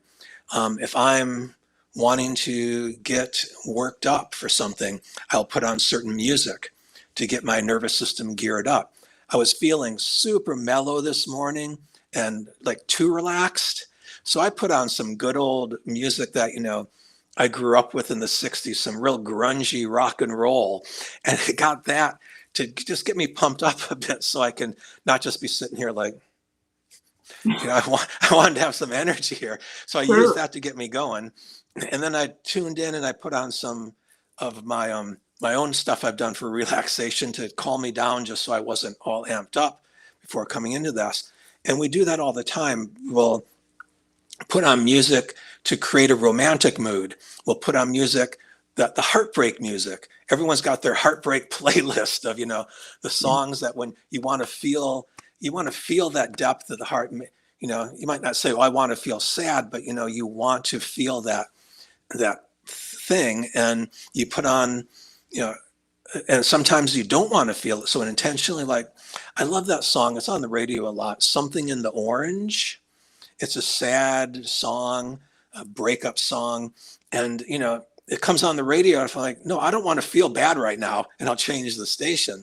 Or if I'm feeling, I want to feel that depth of that pain of longing and so forth, I'll let it play. And we all have playlists too. You have your workout playlist you take to the gym. I've got a walking playlist that when I go out walking, I've got my yoga playlist. I've got my go to sleep playlist. And a lot of us are already using this intentionally. So what I'm doing with music and wanting to create is music that can intentionally be used for healing.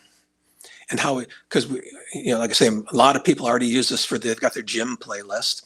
How many people have a healing playlist, a deep relaxation playlist, an astral projection, float out of your body playlist?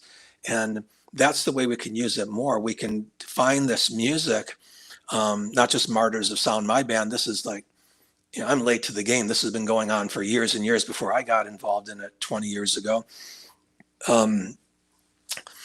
There's a lot of good healing, beyond relaxing music. And people love it too. And look how popular Enya became. She was like the first crossover of new age sound into the mainstream. And everyone who belonged to a CD club back in the day in the 90s, got that Enya CD and listened to it on repeat in the background, just letting it play because it had that soothing effect and that healing effect. And one of her secrets was she didn't just record her voice once or twice. She laid multiple, like dozens and dozens of layers of her voice, doing the exact same tone, not harmonizing, not making it altered different, but doing it exactly the same, which gave it a haunting depth to it that I think that really, was something that caught people. They felt it in their nervous system. They felt this depth, like someone was sitting in a cave doing some ancient chant, because it had this serious, the vibe was so deep and so intense.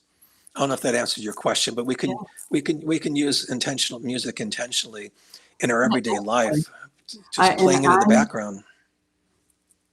I was one of those people in the CD club who got my tape, and you're right. There's definitely a certain vibe, and there's a mood or a longing or something that you're looking for. Mm-hmm. That you look for the music, and it just takes you deeper and deeper and deeper with that. So let's shift away from the one-on-one part of the music. What are your thoughts on group music making, like singing and drumming and even dancing? How do these affect social bonding and emotional regulation?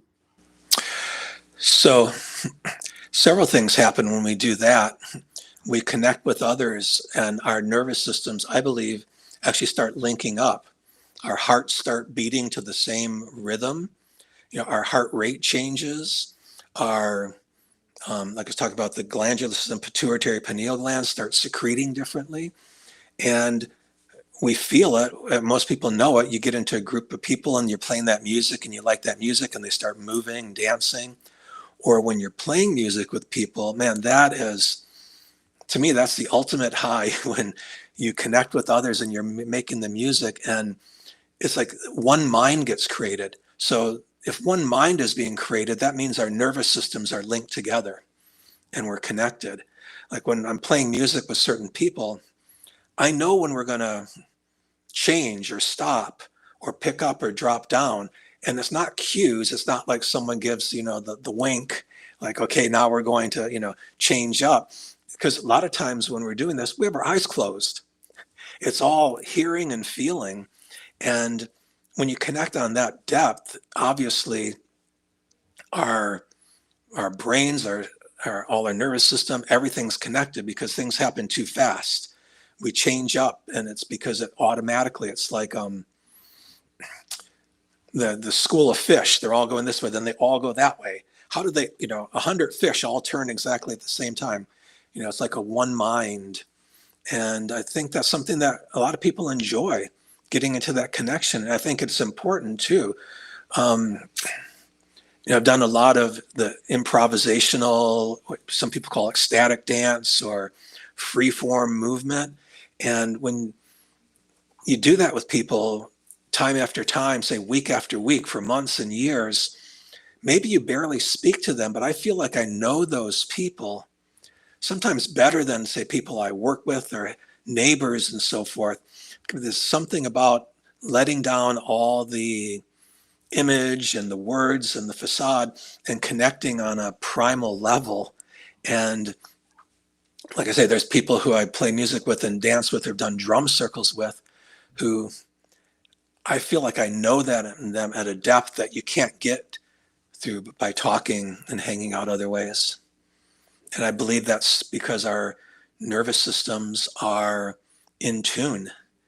They're in training is the term that's used when your nervous system and brain link up with something and become one with it. It's like on that same track. So that's interesting that you say that. So it's like it's its own communication and its own communication and language in its own. Mm-hmm. And it's interesting as telepathy is getting a lot of conversation and awareness now. Mm. We were talking, I was thinking it almost feels like a different version of telepathy. It really is communicating and interacting with someone on a whole different level that doesn't use language or words. Because as you were sharing, I was feeling being back in a drum circle, that kind of thing. And I thought, yeah, this really is like it's a different, unique connection and language of its own. But I honestly had never thought of it that way till you said it. So I do want to go back to something else you said that interested me. How does it feel different being the person up on the stage providing the music, being the person who's in the audience experiencing the music, or is there a difference? There's not much of a difference to me.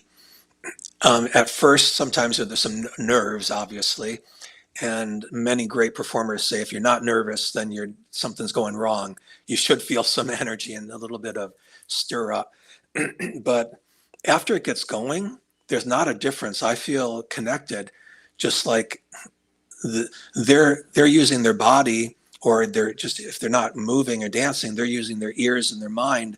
They're connected with the music too. And I feel that our nervous systems connect the same way as if they were playing. Oftentimes I'll forget that I'm playing and I'll be like, oh, I like that sound. Where's that coming from? And I'll look down and I'll go, oh yeah, I'm doing that. And I better keep doing it or it's going to stop. And I think a good example of that connectedness of audience and the musicians is Grateful Dead shows. If you've ever been to the old Dead shows, the audience and the band were one. It was just all one big mass of energy and all connected. And those guys understood music and connection and healing at the top degree. Well, yeah, they definitely attracted audiences, individuals across generations and across different subcultures. Mm-hmm. So they truly did have an it unites people. Music can unite people and bring people together. And, it's kind of cliche to say we're in a time of crisis now. When have human beings not been in crisis? It's just we're, I think, more aware of it. It's more impactful and hitting us more in our everyday life. And music, I think, is a tool that can bring us together and bring healing and bridge that gap across these different ways that we think, because music is beyond thinking. And it's not about what ideology or what thoughts or your opinions. It takes you to a state of we're all feeling a basic human thing in the same way, because music goes, beneath all that surface stuff down to the core. Like I was saying earlier, the gut brain to me is important to hit there. And I like to create music that goes into there at a very deep level.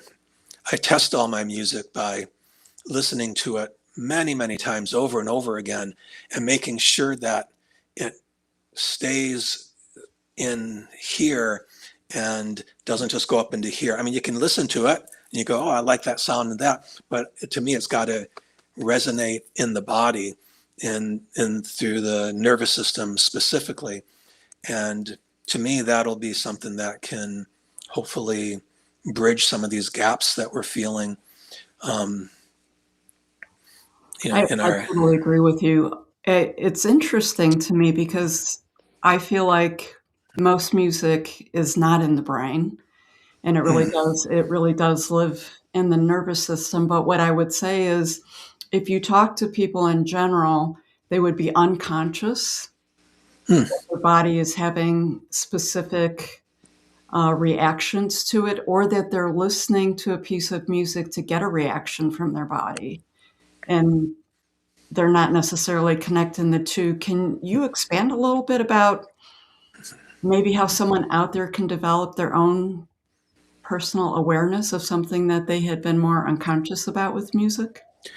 Sure. I recommend, while you're listening to something, besides just enjoying or listening to it, give a little awareness to thinking, where do you feel it in your body? Physically, where do you feel it? What thoughts are coming up? Are memories coming up? Are feelings coming up?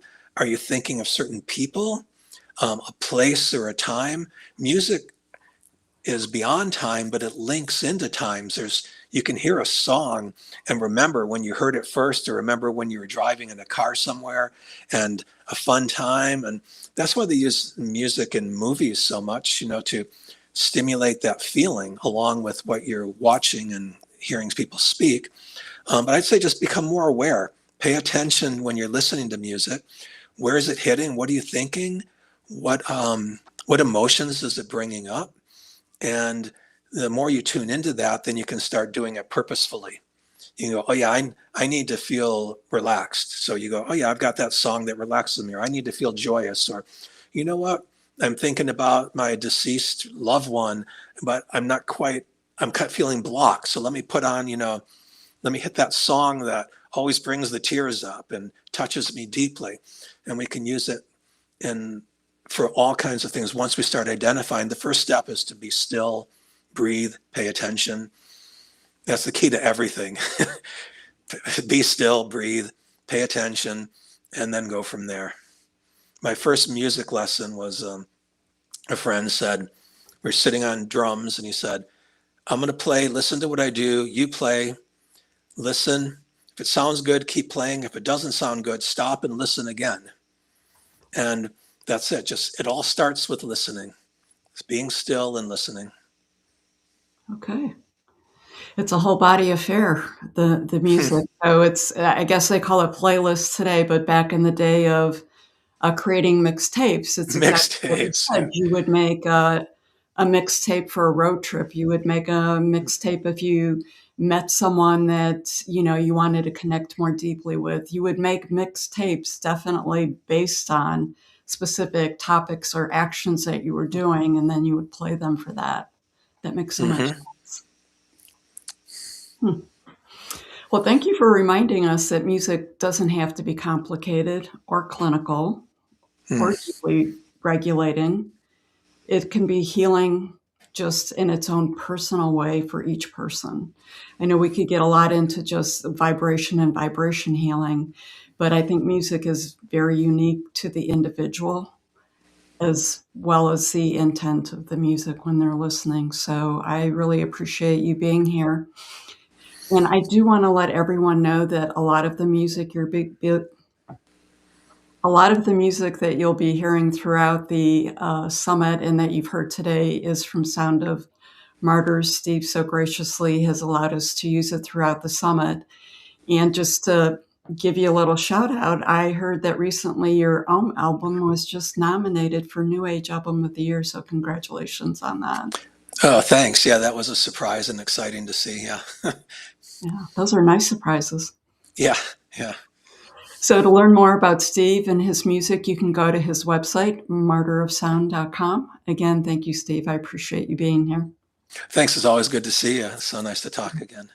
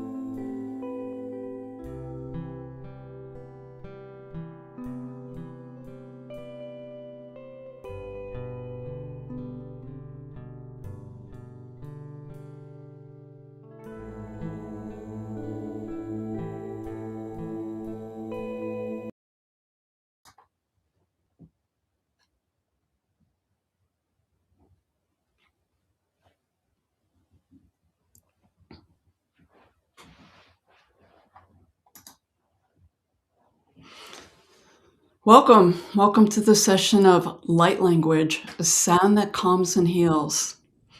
So if light language is new to you, you're probably not alone. This is not a language of the mind. It is meant to analyze or make sense of. Instead, it's experienced much like music.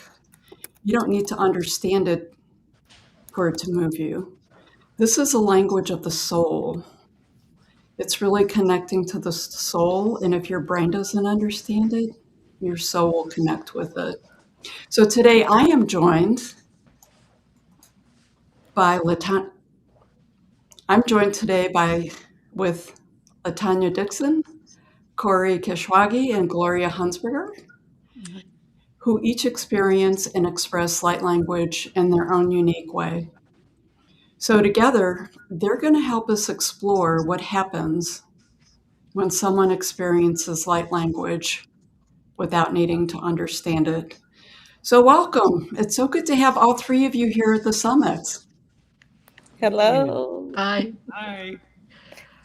So Corey, I have a question for you. How do you personally understand or experience light language?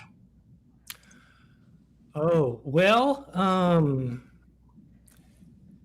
that's a big question because there's so, it's kind of like every person can experience it.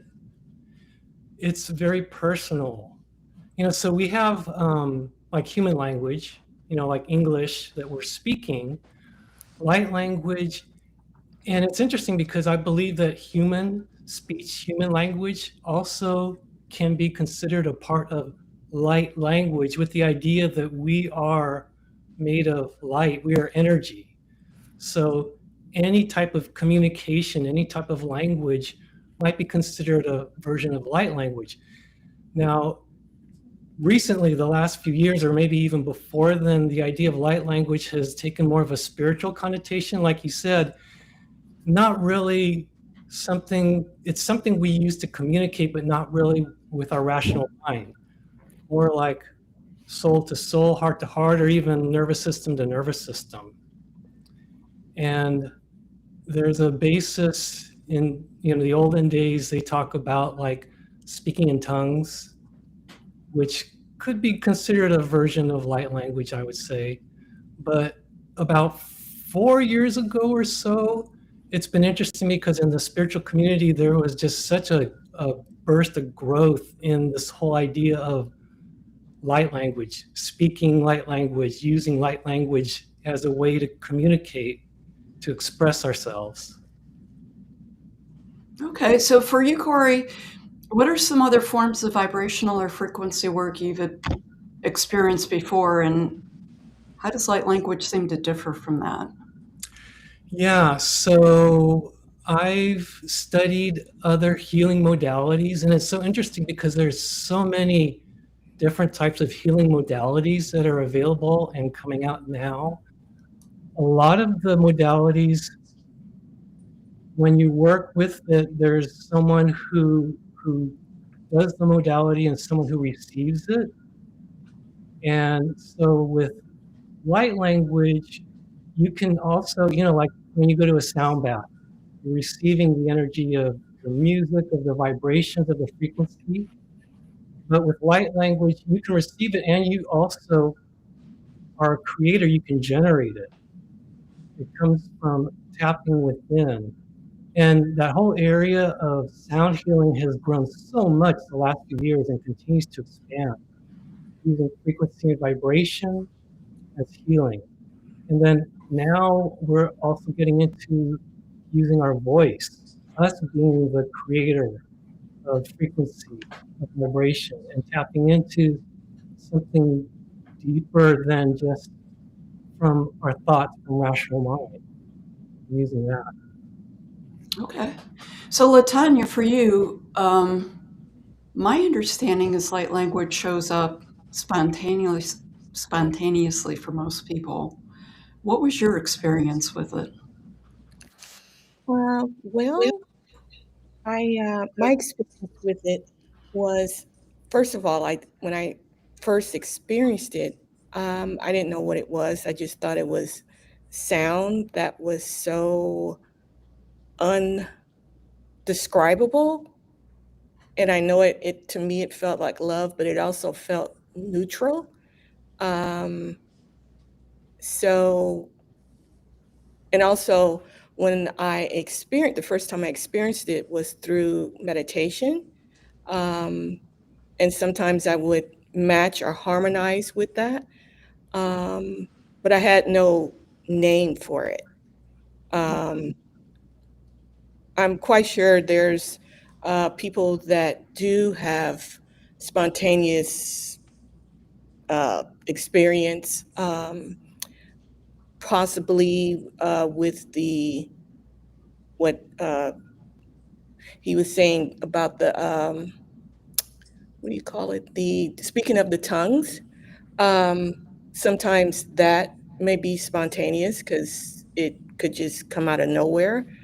Um, and I guess I just want to distinguish that with the light language, my understanding is it has no um, what do you call it? It has no religious connection.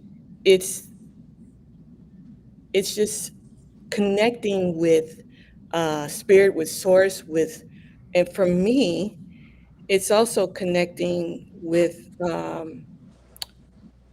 I guess you can say, with the flowers. The last time we met is connecting with the stars, connecting with the earth. It's really, for me, it's harmonizing with things such as their spirit of things. Um, and it's very calming. It's very calming. It's very beautiful. It's the only word I can think of is love. And I can't even explain. I could not even explain how vast that word is in a human's or a definition out of the dictionary. It's unexplainable. I can't explain it. It's Okay. just beautiful and it's healing and it's grounding. So, Latanya, when the light language comes through you, what do you notice first in your body or your awareness? I believe you have a pretty intense experience with it, is my understanding. What I actually, it's pretty neutral. What happens is my Okay. chakras line up and it's like I go to a different space. Um, I guess I'm gonna use the word spirit, to a different space, like really connecting with spirit. Um, and I don't have to necessarily sit here and meditate to do that. I can just go there if I wanted to. Um, and so it's I'm trying to explain it here. But anyway, the chakras line up, the seven powers in your body, but also the chakras that are above and outside of your body line up. The last time I saw the star tetrahedron there, and I also it just depends. Okay. So, but it's harmonizing with love, harmonizing with something that is so profound and so beautiful that you cannot even explain it.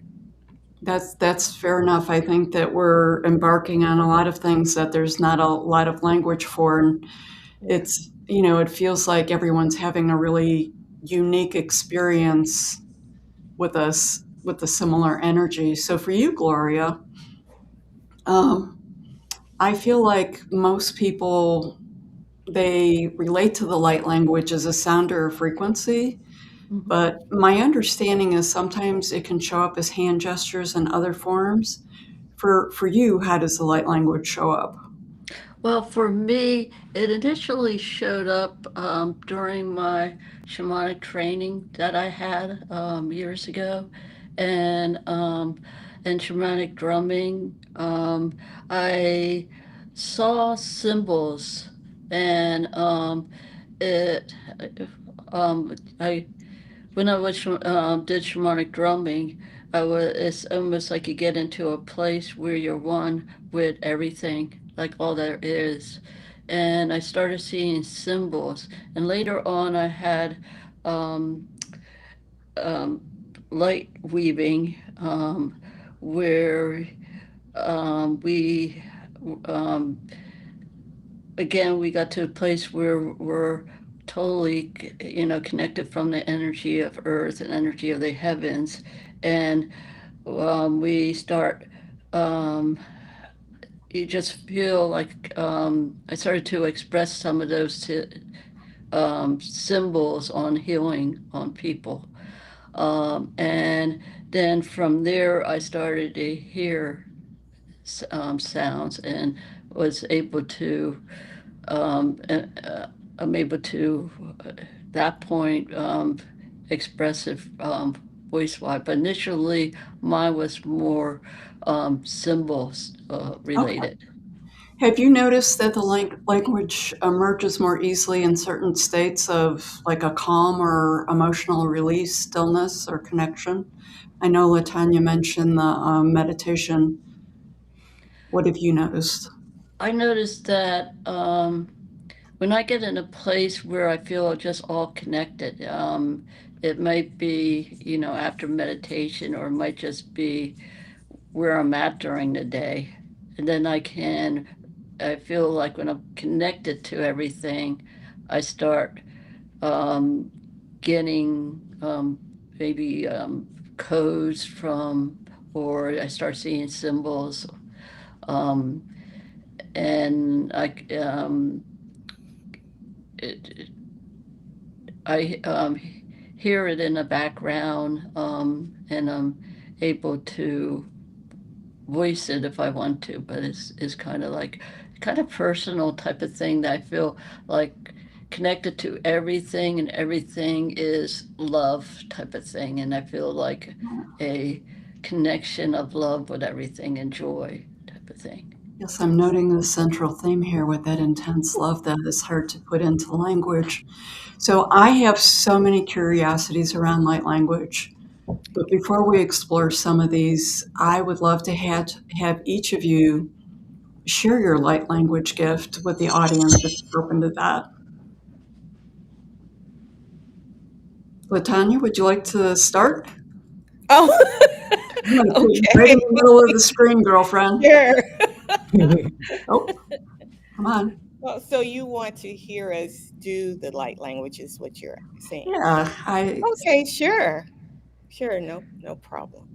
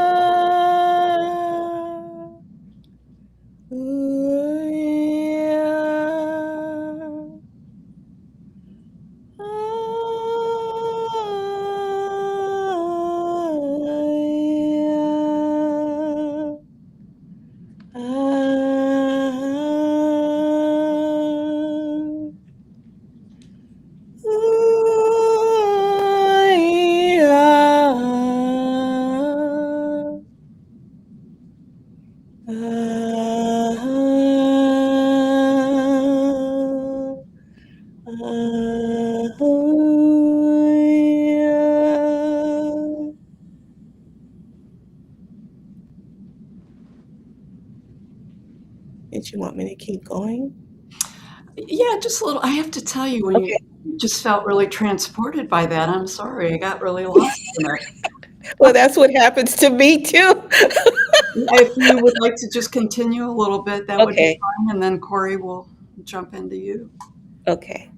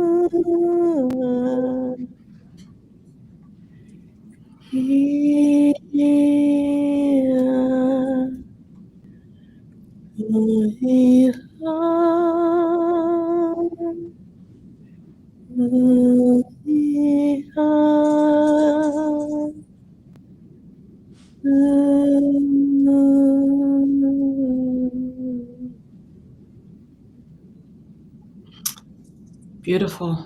Latanya, before we move to Corey, if you had to name one word or sensation that light language brings back to you, what would it be?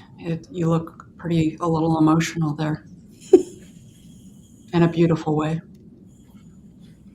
The healing of love. Mm-hmm. Beautiful. Thank you so much for that. Thank you. Corey, I'm going to ask, are you able to speak it or do you only sing it? I speak it and sing it. Could you speak it to have the audience feel the difference between the speaking versus the singing? Yeah, I would love to. And I can also speak almost what I would call different dialects in a way to give people different experiences. Okay. And maybe go into a little bit of singing there. So I'll start with what I guess is my normal or default light language here. Okay. E sho akana to e mana, ma so e te kona anaha, a so e wana ta ohe. E wana o te wana ko he, e shone e te wana ato, to he na te kone e wana, atone e she, e te e wana na o he e wana. Ai na ati, e toko na hana oi, o shona ho, a shwa shona he shamana. Shasho hiwa sha to te iwana ta. Ana toko kana ata so to e nanoan ana to e ta hakana o te. O she hana hato, to heta kana to she wanata, tawana ite, te wana to kana ote, te hona she emena to wana, waha kone he, waha ko he wana ha so he kana to ene e wana o, one hete wana na to kanata ta kone enewa. Corey, has your relationship with light language changed over time, or does it feel consistent each time? That was like I could feel that in my nervous system. Like I can't tell you what you said from a mind point, but I felt what you said, if that makes sense. It makes perfect sense. I can't really say exactly what I had feelings, and it's really interesting because it is almost like, soul to soul, heart to heart, bypassing the rational mind, and even nervous system to nervous system. So the first time I heard light language, the rational mind said, "Oh, it's speech," and it's trying to figure out, "Oh, what is it? What is it saying? What's the meaning?" Which a lot of people do the first time they hear light language, but then after a moment, hopefully it shuts down, and then we sink into our nervous system to feeling it instead, and getting the feeling from the communication instead. Beautiful. We're going to put Gloria up here. Hi, Gloria. Honestly, I can't believe how quickly the session went. We're almost to the end. So I'll let you use whatever modality that is speaking to you at the moment. Okay.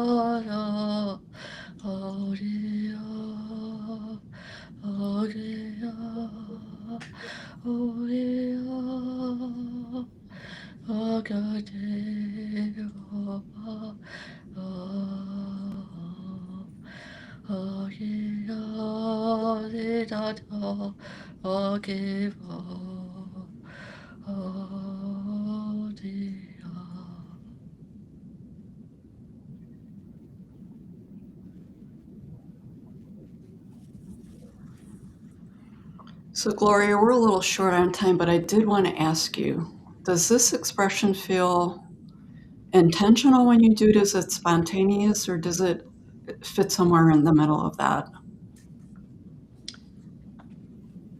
It somewhere in the middle typically is more spontaneous. Okay. Well, I want to thank all three of you, Latanya, Corey, Gloria, for sharing your experience. My curiosity is all over the place with this, and I would love to have expanded on this conversation, but our time has gone really quickly. Mm-hmm. So I will say that your offerings remind us that everything meaningful doesn't need words. Thank you very much for joining us. Thank you. Thank you. Thank you.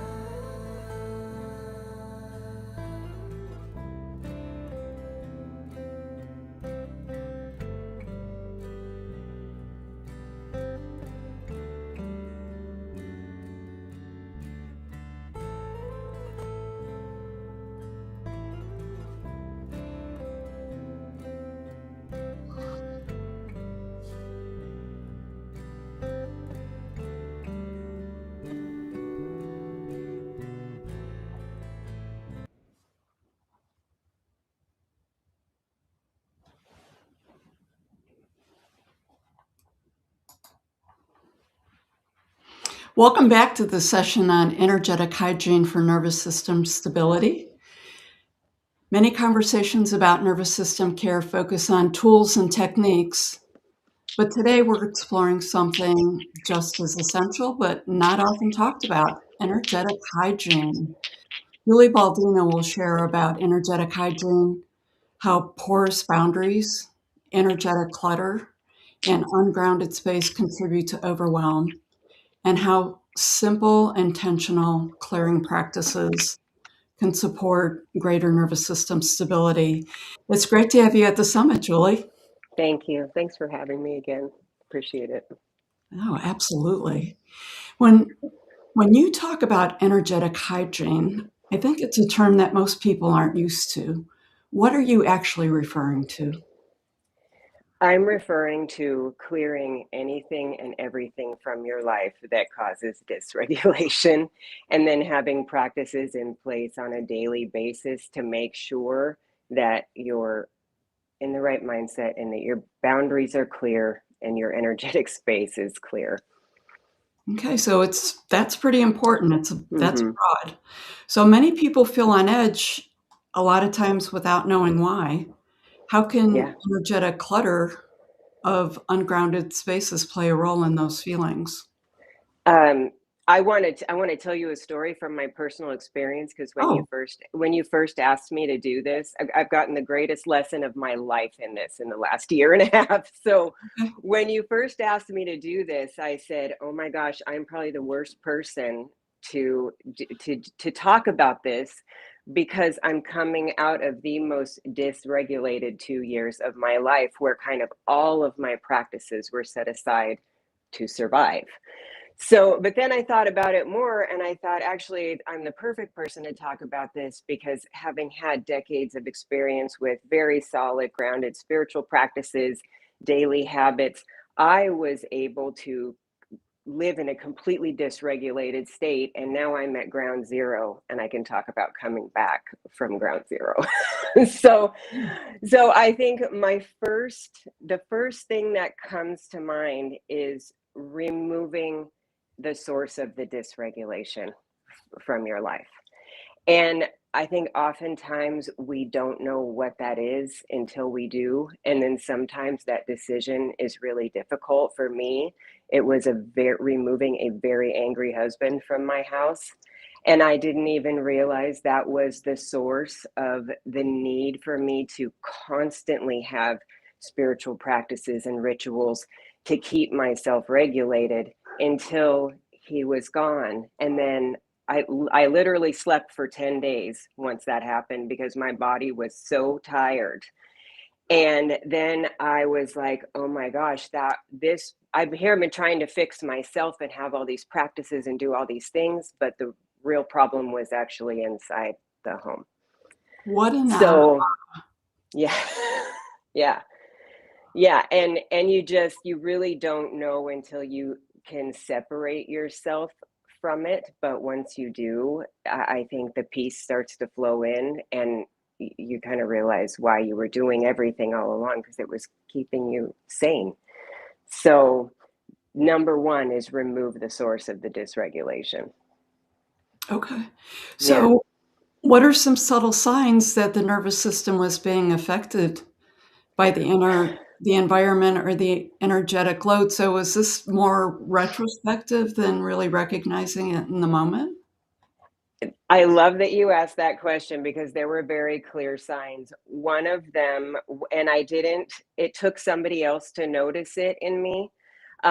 One of them was I startle really easily. Like when a door opens or somebody walks up the stairs, I would jump like 2 feet in the air. And I never knew why that was until my daughter came home from college with a psychology degree, and she walked up the stairs, opened the door. It scared the crap out of me, like it always does. And I jump and go, oh.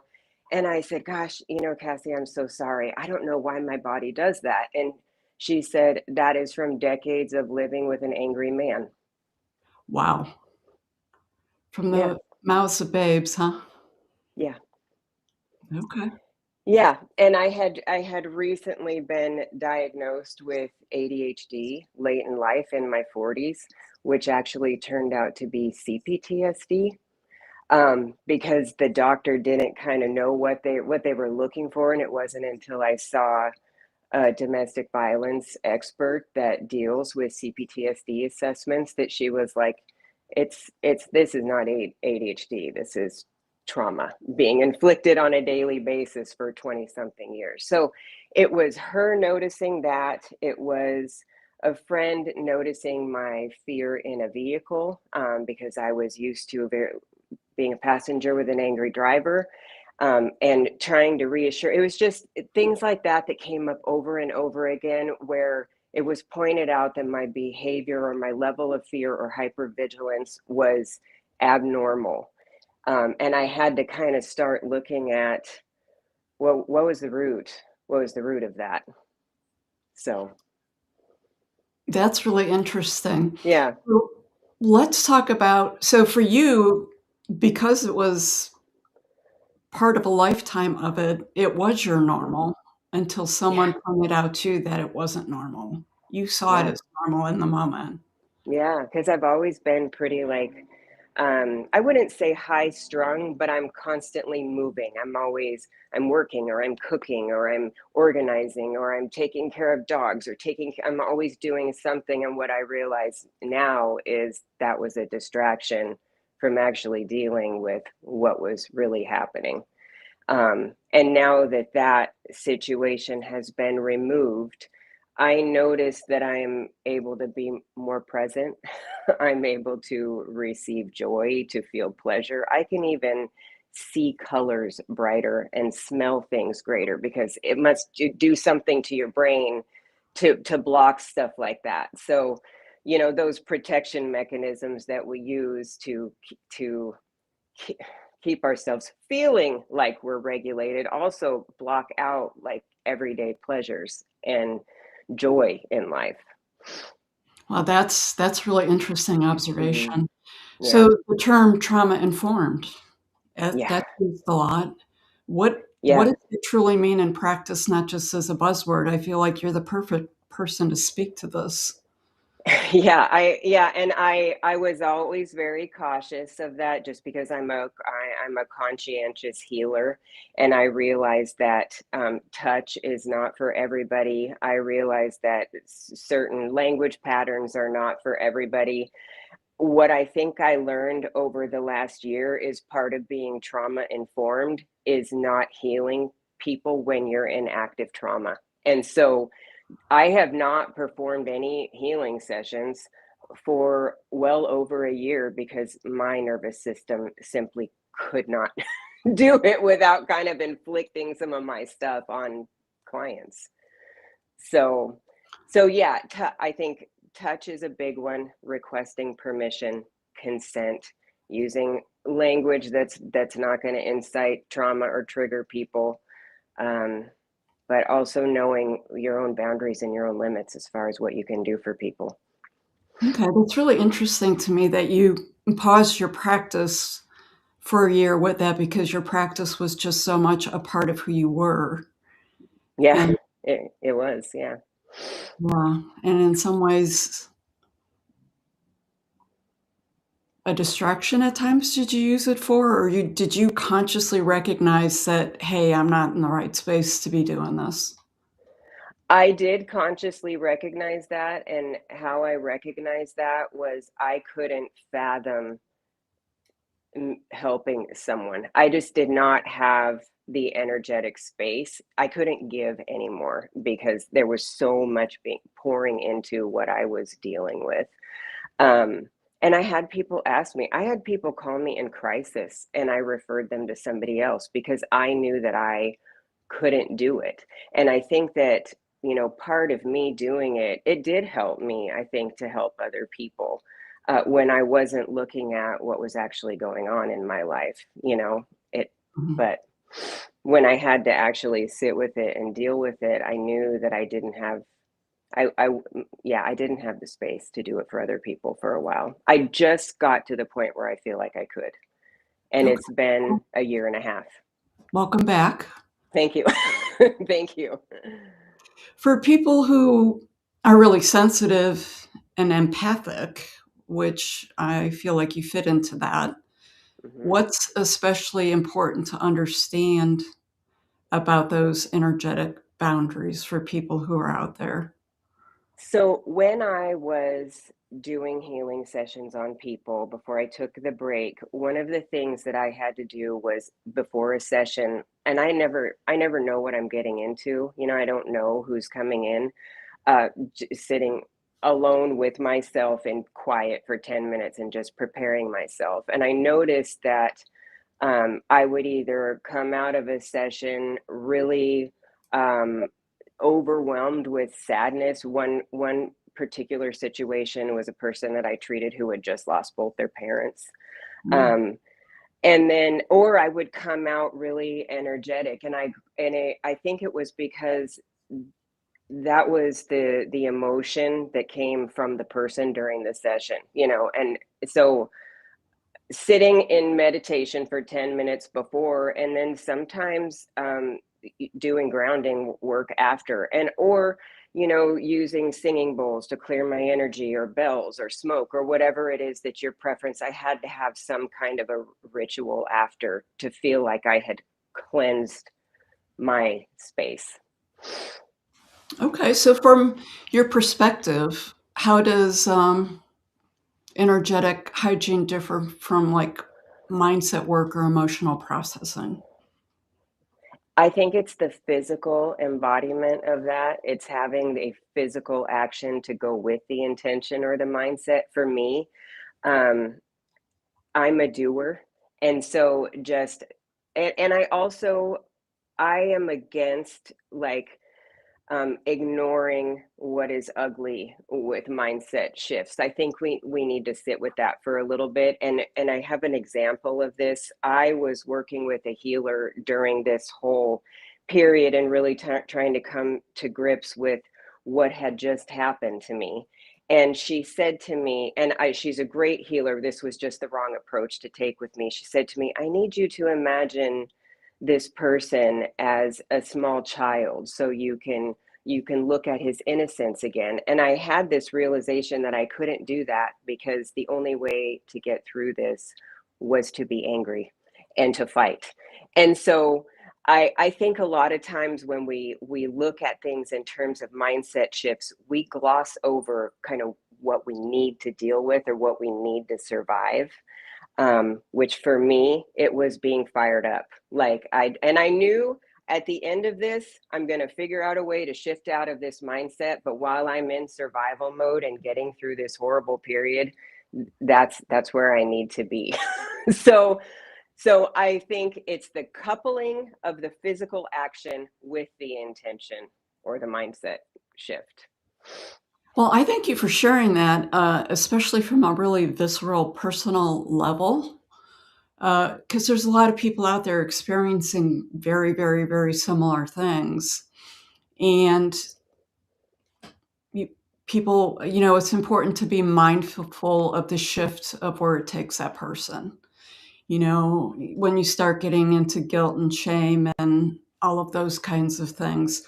I love that you recognized it very consciously for you specifically, that you were sort of in the fight for your life, it sounds like, in the moment.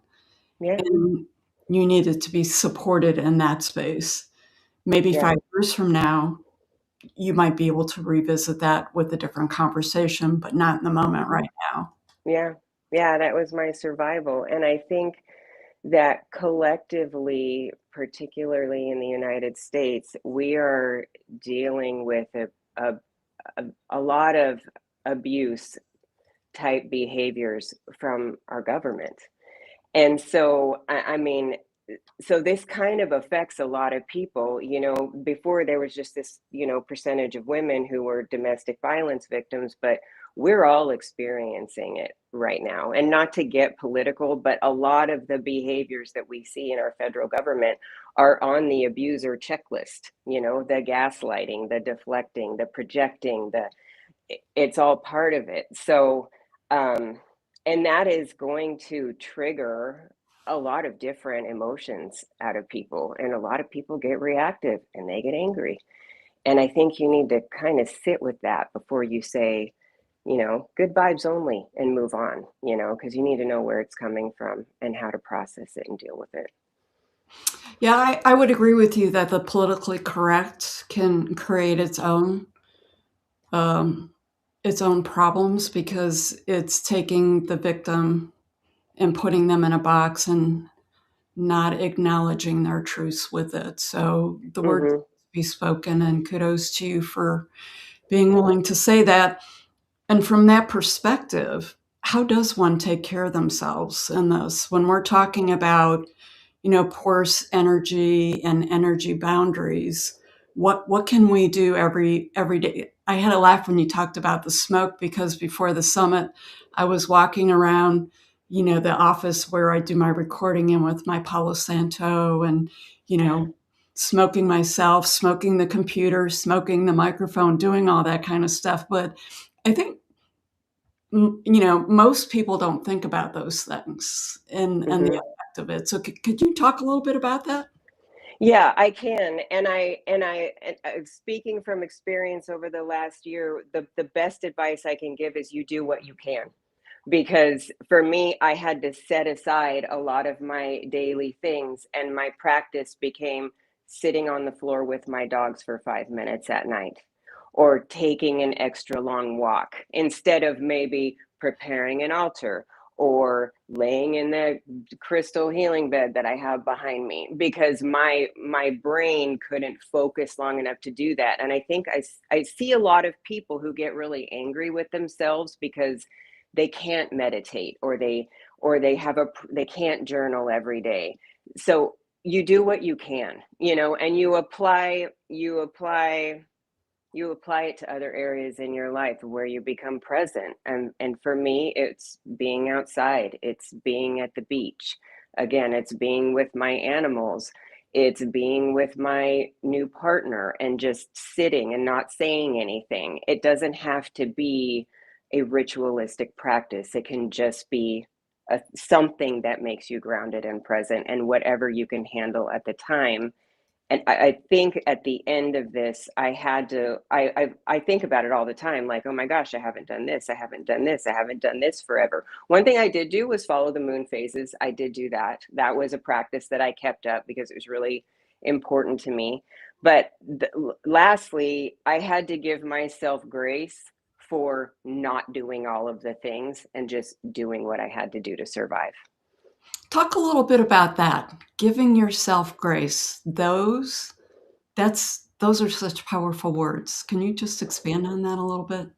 Yeah, I think that I'm one of those people that is very critical of my daily habits, and I have my shit together. Like everybody that I know is like, what do you mean? You're so zen. You so have your shit together. You must do X, Y, and Z every day. And for a long time I did, because that's what I had to do to survive inside of this household under the circumstances. But once that was gone and I went into fight mode, I did have to stop myself and do something, but I didn't have the energy to do all of the things. So at the end, I had to stop and say, okay, I'm not going to punish myself for a year and a half of not practicing what I preach, because all I could do was take a walk, or all my brain could manage was sitting with my dogs or taking them outside to brush them, which in itself can be a spiritual practice. So I had to give myself grace in a way that I had to forgive myself for not doing all the things,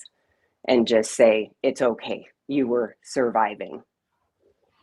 Kudos to you. I think that that's a missing piece to the puzzle for so many people, is they're always willing to give other people grace, but themselves not so much. Yeah. Yeah, I agree. And I've told people that over the years, who have said things to me like, I just can't meditate, I can't sit still, or I can't get into a journaling practice. And that might not be your thing. It might be something else. It might be getting outside. It might be hugging a tree. It might be putting your bare feet in the dirt. It might be doing nothing one day. Like for me, when I finally got the angry man out of the house, I slept for 10 days. And I was really hard on myself because I took those 10 days, but then I had to say to myself, my body was freaking tired. Like I had to give myself those 10 days. Thank God I had help, but you just have to go easy on yourself when you have to pivot from your practice, incorporate something else, or put yourself in a different mindset to survive. Good.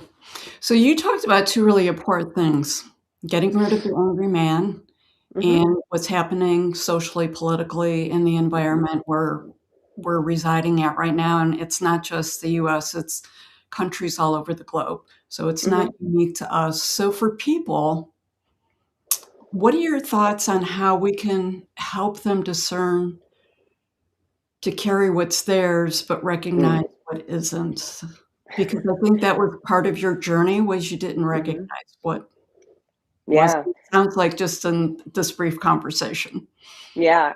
Yeah. With regard to what is going on to the world, I had to tune it out. Because I did not have the energetic space to take it all in.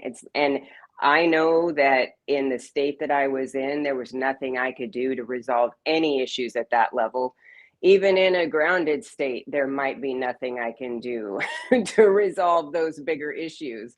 So, at the risk of being politically uninformed or people thinking that I might not know what's going on, there were plenty of times where I had to completely tune it out with regard to what is going on in the news and the world and everywhere else. So yeah. Okay, I think that that's part of energetic hygiene for sure, because we're being blasted with so much from so many different directions. It's hard to believe our time is almost up here. So as we wind down, what's one small shift in an energetic boundary or environment that someone could experiment with today just to help support their nervous system stability a little bit? I've got a big one for this, and Kate would agree with this. One of the very first things that I did was clean up my space. I made that my mission to get my house clean and beautiful and decorated like I wanted to. And it wasn't buying anything, it was moving.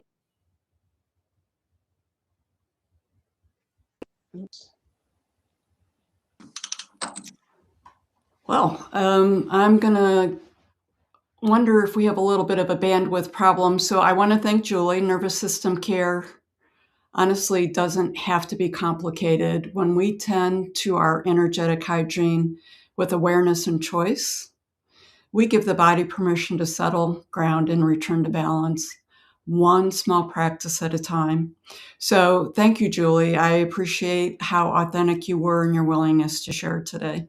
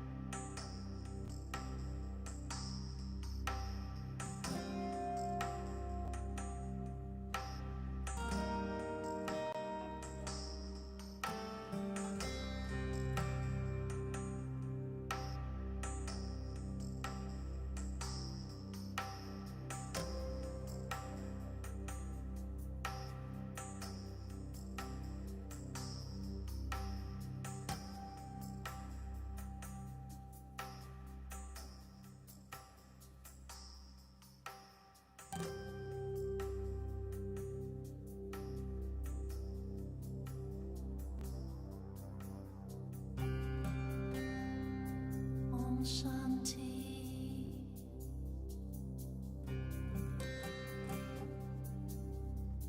Om Shanti.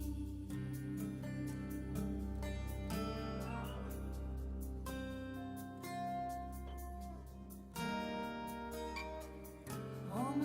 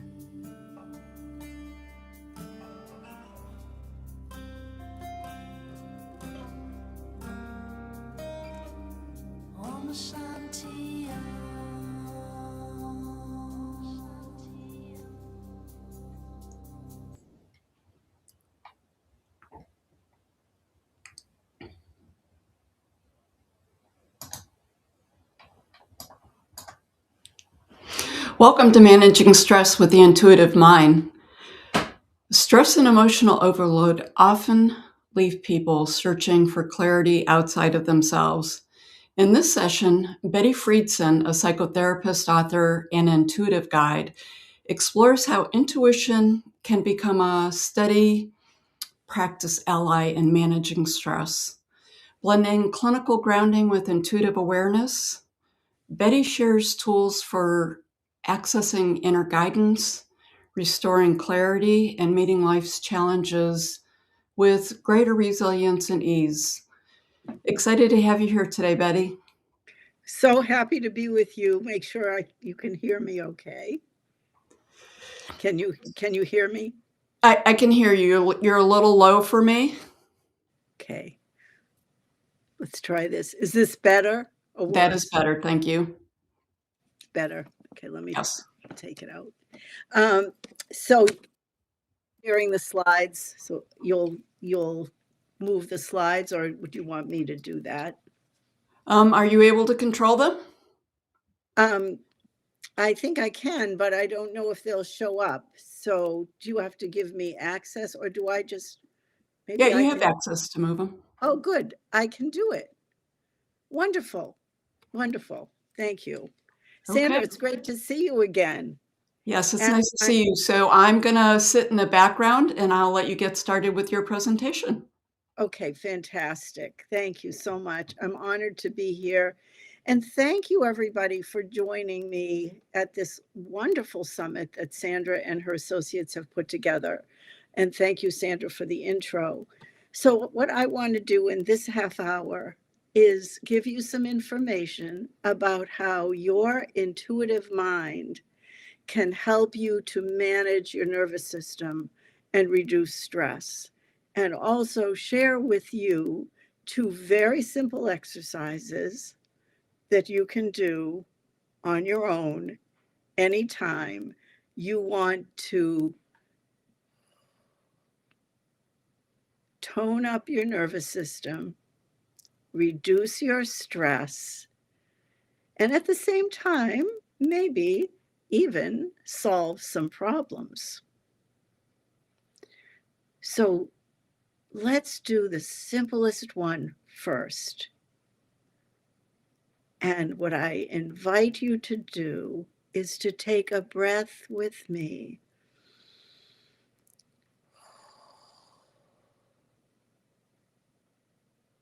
Allowing your out breath to be just a little bit longer,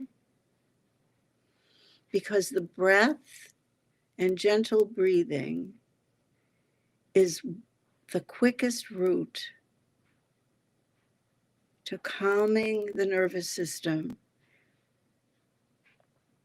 and starting to bring intuition online. The next step is to just find something to look at outside of your current frame of reference. Just gaze out a window, look at a picture on the wall, look at something on my wall, and notice how your focus starts to become more concentrated inside. So just do that for a moment. And the easy step is to just notice what it's like to take the focus inside by just looking at something else. Allowing your breathing to be rhythmic and normal as you do that. So just take 30 seconds of your private time to experience that experience.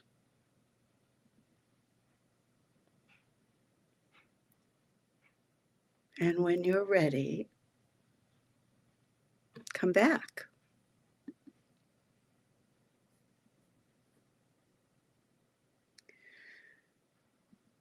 There are 2 articles that I've sent to Sandra, and you'll either have them sent to you or they'll be posted. I'm not sure which, but one of them, you will be guided. One of them is about the intelligence of intuition. And so just a little bit about intuition. Intuition is actually part of the way we think. We think not just verbally with this part of the brain, but we think with the whole brain, with the mind, and with the body. Some people think that intuition has to be outside of the logical mind. In fact, that's really a myth, that intuition can include logic. It often includes what you know, what you've learned, and is an amalgamation of everything that's going on in the unconscious or non-conscious part of the mind. If you're curious about that, I encourage you to explore. You can get in touch with me for more information, but that's a capsule. Another capsule is that intuition is innate. It's natural. We all use it all the time, even when we're not totally aware of that. Intuition is accessible through quiet awareness. Many practices guide people to utilizing the quiet mind. Lots of meditation, mindfulness, relaxation. When I teach about intuition, which I've done for many years with stress management using intuitive skills, explain to people that all of those practices are very similar. They each have a different focus. And with using intuition, your focus can be to solve problems and particularly to calm your system. Intuition can happen at other times through consciously quieting your mind, but also times when your mind is naturally quiet. So I am hoping that I can change this, because I am not sure how I did it. Oh, there we go. Listening within. Intuition is about going inside with that little exercise, stilling the mind, softening the breath, and just knowing, noticing, becoming aware of what comes up. The second exercise we'll do before we end is in consciously utilizing intuition for problem solving. I have lots of exercises. Feel free to contact me behind the scenes. I'm happy to share all sorts of resources with you. And I want to emphasize that intuitive wisdom can arise in words, in pictures, feelings, sensations, memories, daydreams, things that cue you and something just comes up. And we learn how, over time, to understand what we intuit and use it to help deal with stress. That guidance is really critical. So take a moment to experience that. And just notice the picture of the bamboo and see what arises as you look at it. Is it about color, shape, composition? What does it remind you of? And it could be nothing. And you could just be tuning it all out, which is okay too.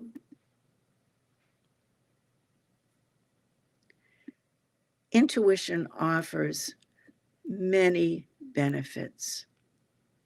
Can give you more mental clarity, more confidence in yourself, in learning how to use the guidance, can help you understand deeper meanings of your experiences, problem solving, and intuitive knowing, or what I sometimes call intuitive wisdom, can help you integrate ideas and thoughts of your own special, unique brand of wisdom. Intuition can guide you through difficult situations. It can come up in hunches too, where you're not spending a conscious moment looking for it. It can just be there. And that's very interesting and something I talk more about in longer teaching. I really encourage you to explore what parts of these are interesting to you. One of the things that's very interesting to myself and many of my students is how to manifest intentions using intuition. It's very, very interesting. And the exercise we'll do at the end is a little bit of that embodied in it. Most importantly, and in keeping with the care of the nervous system, is an intuitive access, just breathing, gazing, like we did in the beginning, can calm the mind. So let's try it again. This time, just take a look at the picture. 2 overlapping pictures. And I don't know what all of those images and configurations, spots and dots and people doing this or that will mean to you. It is only what it means to you that's important. So take 30 seconds of your time and just notice what emerges as you gaze at this picture. And if you stop listening to my words, if your eyes close instead of gazing, that is just right as well. So 30 seconds of your personal precious time.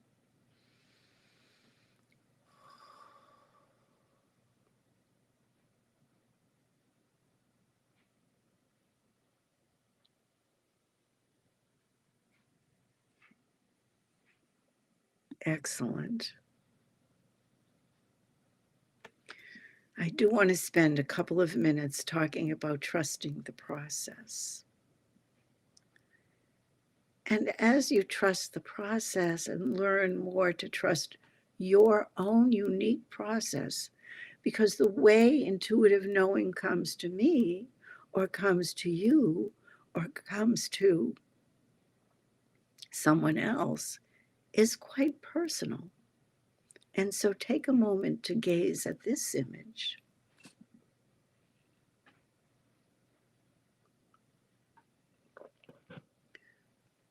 Colors, spatial relationships, perhaps is a memory of a time. Or perhaps you just are listening to my voice and still have your eyes closed. It's all okay, because you're learning and continuing, I hope, to learn how your intuitive knowing emerges inside of you. And as you gaze at this image, you can settle the mind. What does that mean? You don't even have to know. You can just imagine what it would be like to have a settled mind if you're saying to yourself, my mind is not settled right now. Just imagine what it would be like if it was. How would you feel different? Sometimes in trusting the process, we can pose a question or an intention, which we'll do in a minute or 2 or 3. But for now, just breathe out tension. One of my first exercises I formed and developed years ago was to imagine little valves that you could turn on your forehead, open them up, and just let the tension flow out. And this is with no judgment, because this is your way. You might like that exercise. You might want to have the little valves over here. It's whatever it is right for you. Continue to notice images, ideas, impressions. What are you feeling? What are the sensations that are coming to your awareness? This is all part of what happens in the intuitive mind. Notice particularly how you're feeling right now. One of the important features of calming the nervous system is to know what happens to you when your nervous system goes online, and notice the best ways for you to tamp it down, to tone your vagal nerve, to turn on the parasympathetic system, whatever it means to you, both learning and experiencing. As you gaze at this image, allow meaning to emerge. Maybe it has nothing to do with anything I'm saying. Maybe it's a dream you had last night. Maybe it's something that's coming up in the summit that you're looking forward to seeing. Maybe it's something about tomorrow. A child, a loved one. And I see there may be some comments and questions. I'll leave a couple minutes for that. Thank you. And these things you can think about and review and interpret later.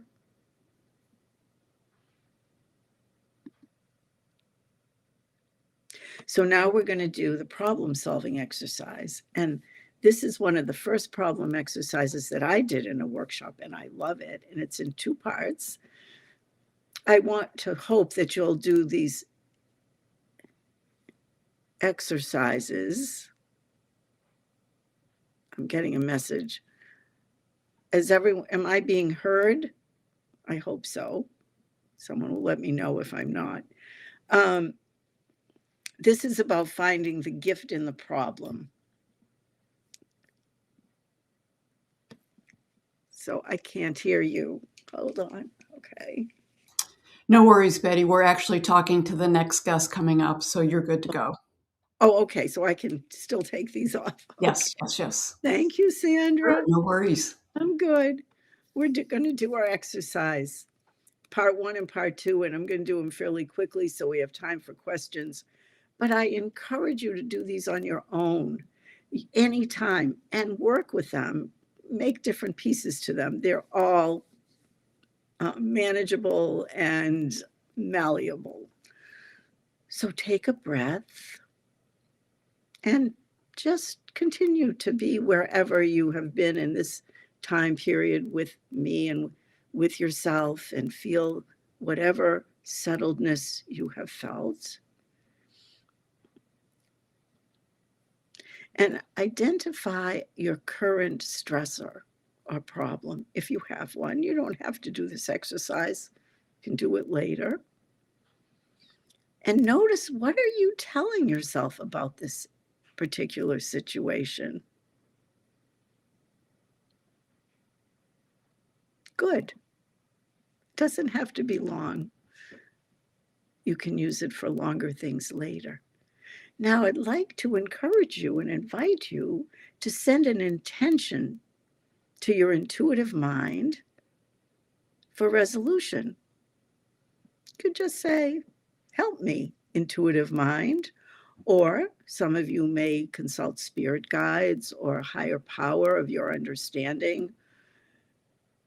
It's all what is important in how you understand your intuitive mind. And so do this now for a moment. If you don't have a problem that you want to work with, that's fine. Hope you never do, but in case you ever do, this will be something you can have in your toolkit for managing your nervous system and solving problems. If you're interested in other problem-solving exercises, feel free to contact me outside of the summit. I'm happy to share other resources. Okay, so now you've put an intention into your intuitive mind for help solving this problem.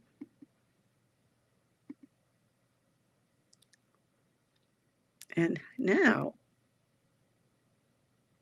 think about the problem you solved in the past. This problem is resolved yesterday, last week, a year ago, 10 years ago. Something you dealt with that you're really impressed with yourself about. And what did you learn from this experience? Think about that.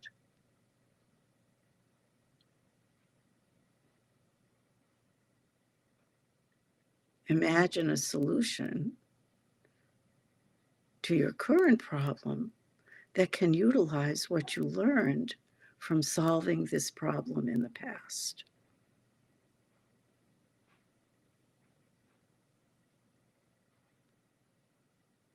And now, take 30 seconds to breathe and imagine. I say visualize, you can see it on a mental screen, what it's going to be like and what you will be feeling like when this problem is resolved. Now, if the mind says, yeah, but I don't know how, that's okay. So you let that pass through like just on a conveyor belt and bring the focus back to what did you learn, how you might apply it. That's right.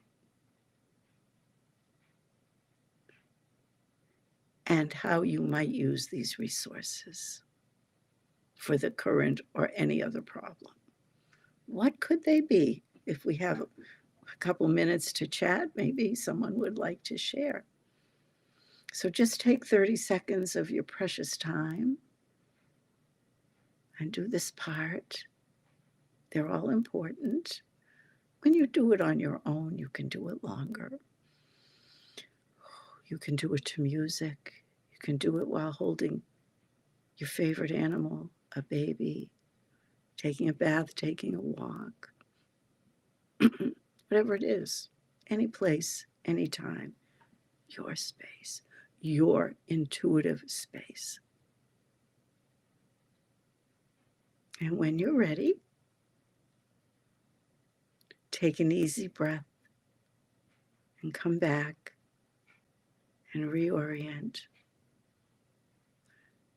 And when and if it's time to be willing, able, you want to talk to someone about this experience, you can decide to talk to someone you trust about this experience or not. Your intuitive mind is your own private space for calming your nervous system, for solving problems. So here's information, and feel free to contact me for any information. Some of these, I have 3 books, that some of them, they all have information about stress management in their own context. So I'd love to spend a few minutes with any questions people have. And I think there are things in the private chat, Sandra. I don't know if you're watching. So, yeah, the private chat it's an internal tool for Okay. us to communicate with the guests as they come and go. It's different than the chat in the external tool. Okay. But we are actually, it's hard to believe we're up on our time, Betty. Like, that was a really good presentation and the time went really quick. So you had mentioned the 2 guides. I do want to let everyone know that you have the guide on stress, and the other guide is on the other guide that you sent me. I have them up on the website, the Wild World Gathering landing page for the summit. And if they go to your bio, Betty Friedson, Both of them are there. They just have to click them and they will download for them. They'll be there anytime they would want to access them. And Sandra, I'd love people to have the slides. Will those also be on the website? I can upload them for you if you would like, yes. Yeah, in case anyone wants to see my information or see the exercise is also in one of the articles, the gift and the problem exercise. And so they'll have it either in the slides or in the two articles that I sent, so people can do it. I'm happy to share that with everyone. We want everyone to have all the tools available to them. Great. So this conversation has been a reminder that intuition doesn't have to be complicated to be useful. When we slow down and we listen inward, we often find more clarity and steadiness with that. And I love the exercises that you did. It really helps settle down. So Betty, thank you for sharing your perspective and offering really such thoughtful guidance. And as Betty said, to learn more about her work, you can go to Betty with an E, B-E-T-T-E, Friedson.com. Thank you so much, Betty. An honor and a privilege to be with you and everyone. Thank you, Sandra. Thank you. Appreciate. Bye. Bye.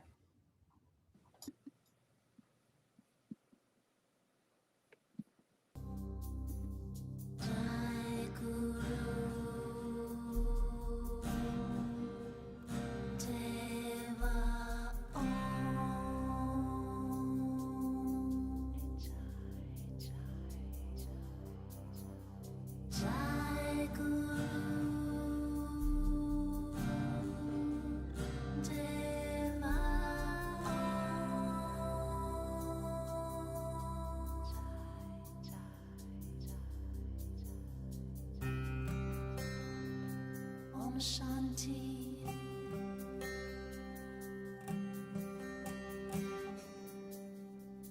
Om Shanti.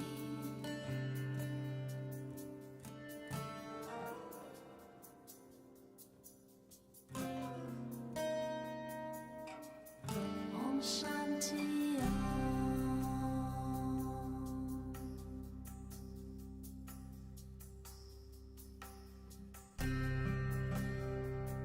Om Shanti.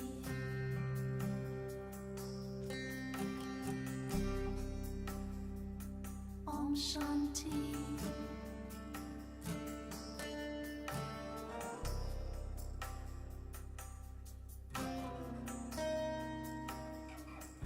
Om Shanti.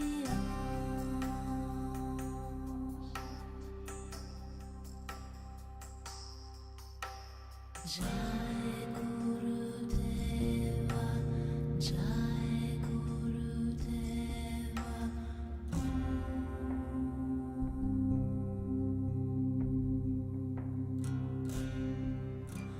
Jai Gurudeva, Jai Gurudeva.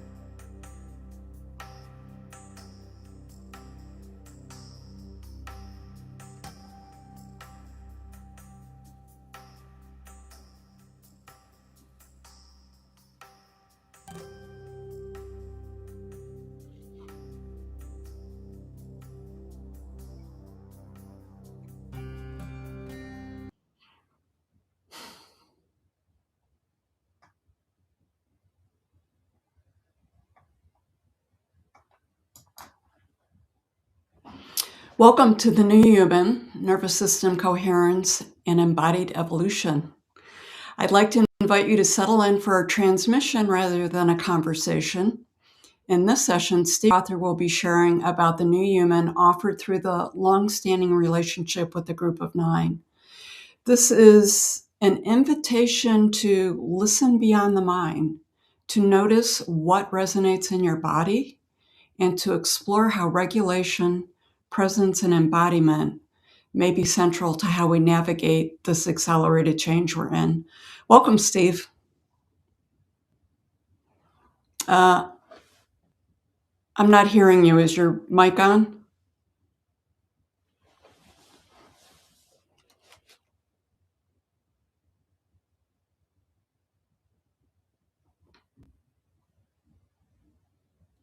Is there a mic at the bottom of the screen for you to click on?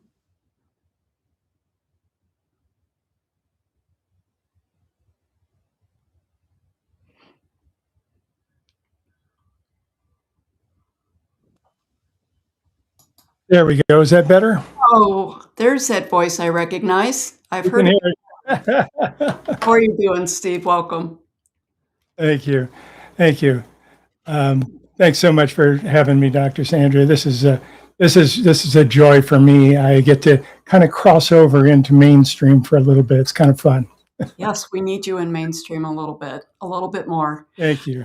If you're ready, I'm just going to give you the screen. Does that work? I'm ready. I'm all set. Thank you. Oh, okay. I'll let everybody know very briefly that I'm a channel. I'm the channel for the Group of Nine. I'm actually one of the nine, they tell me. I didn't know that early.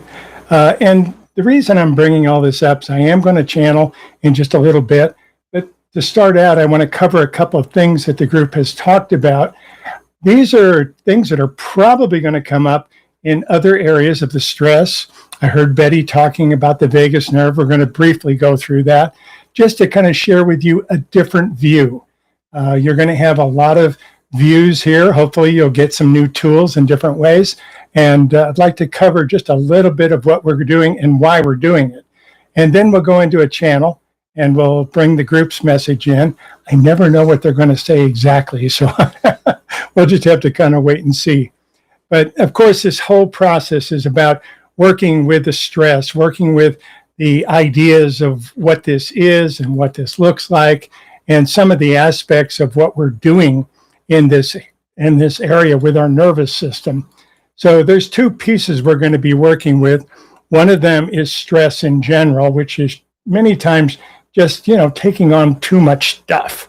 That's kind of this is what I look like most of the time, to be honest with you. The other one, of course, is inflammation. Stress many times causes inflammation in your world. And that is really, according to the group anyway, behind a lot of our illnesses outside of even the nervous system. But we're working with the nervous system, and we want to give you some tools, again, that the group has shown me that I think everybody can use, no matter what your belief systems, no matter what you have here. Kind of a different way of looking at things to kind of bring you in a different level. The inflammation, of course, as we mentioned, causes a tremendous amount of challenges in different ways. So we try to do the best we can to bring it down. We deserve to be happy and pain-free on this planet. Real simple. And I know that there's chronic issues that lay in that the group has talked a lot about. There's other things that have worked with over periods of time that we can work with. But I want to bring it down to the nervous system, and in particularly what the group has been talking to me about, and we have been working with in our Lightmaster group for over 20 years now, and that is the vagus nerve. The vagus nerve is the parasympathetic. Well, I'm going to show you both sides of it, because we have kind of a little bit of a conflict as to what the vagus nerve is. The vagus nerve is a nerve that travels through 6 of the 7 chakras in the body, covers a tremendous amount of things, is responsible for a lot. It is part of the autonomic nervous system. In other words, we don't have control over it. It's completely automatic. And I'm going to show you two different pies. First of all, I'm going to show you the kind of the new information that's here about that. And that comes from Stephen Porges. I'll simply mention it. He talks about the polyvagal theory, which is basically combining both sides of this into one. For this illustration, I'm simply going to show it to you the same way that the group has shown me. The vagus nerve comes down right behind the ears here. Here, I have a picture of it so you can see it.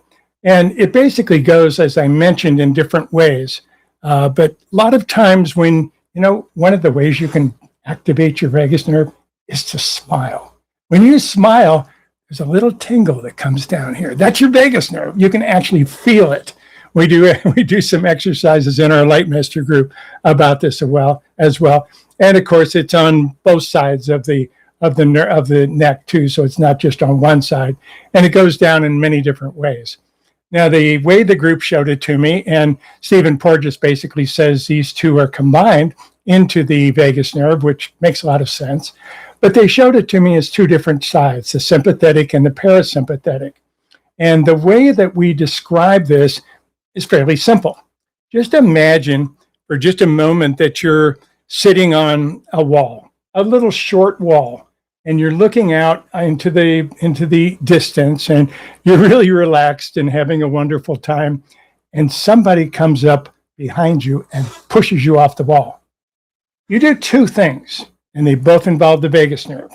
Well, they both involve your your autonomic nervous system.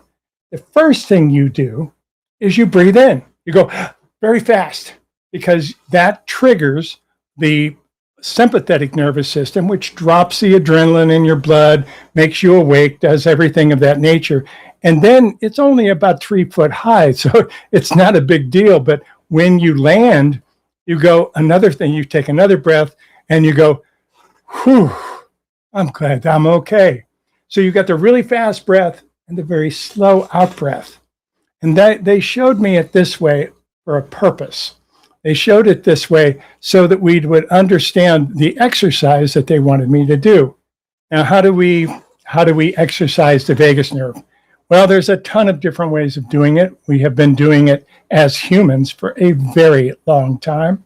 One of them, of course, is meditation, going inside in different ways. Another, well, we can let him do it too. And then, of course, you have Tai Chi, you've got yoga, you've got prayer, you've got so many different ways of being able to work with this in different aspects, all of which clear out your vagus nerve.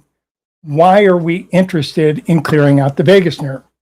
Well, I don't know if science agrees with me, medical science agrees with me, but the group says we store stress in our vagus nerve.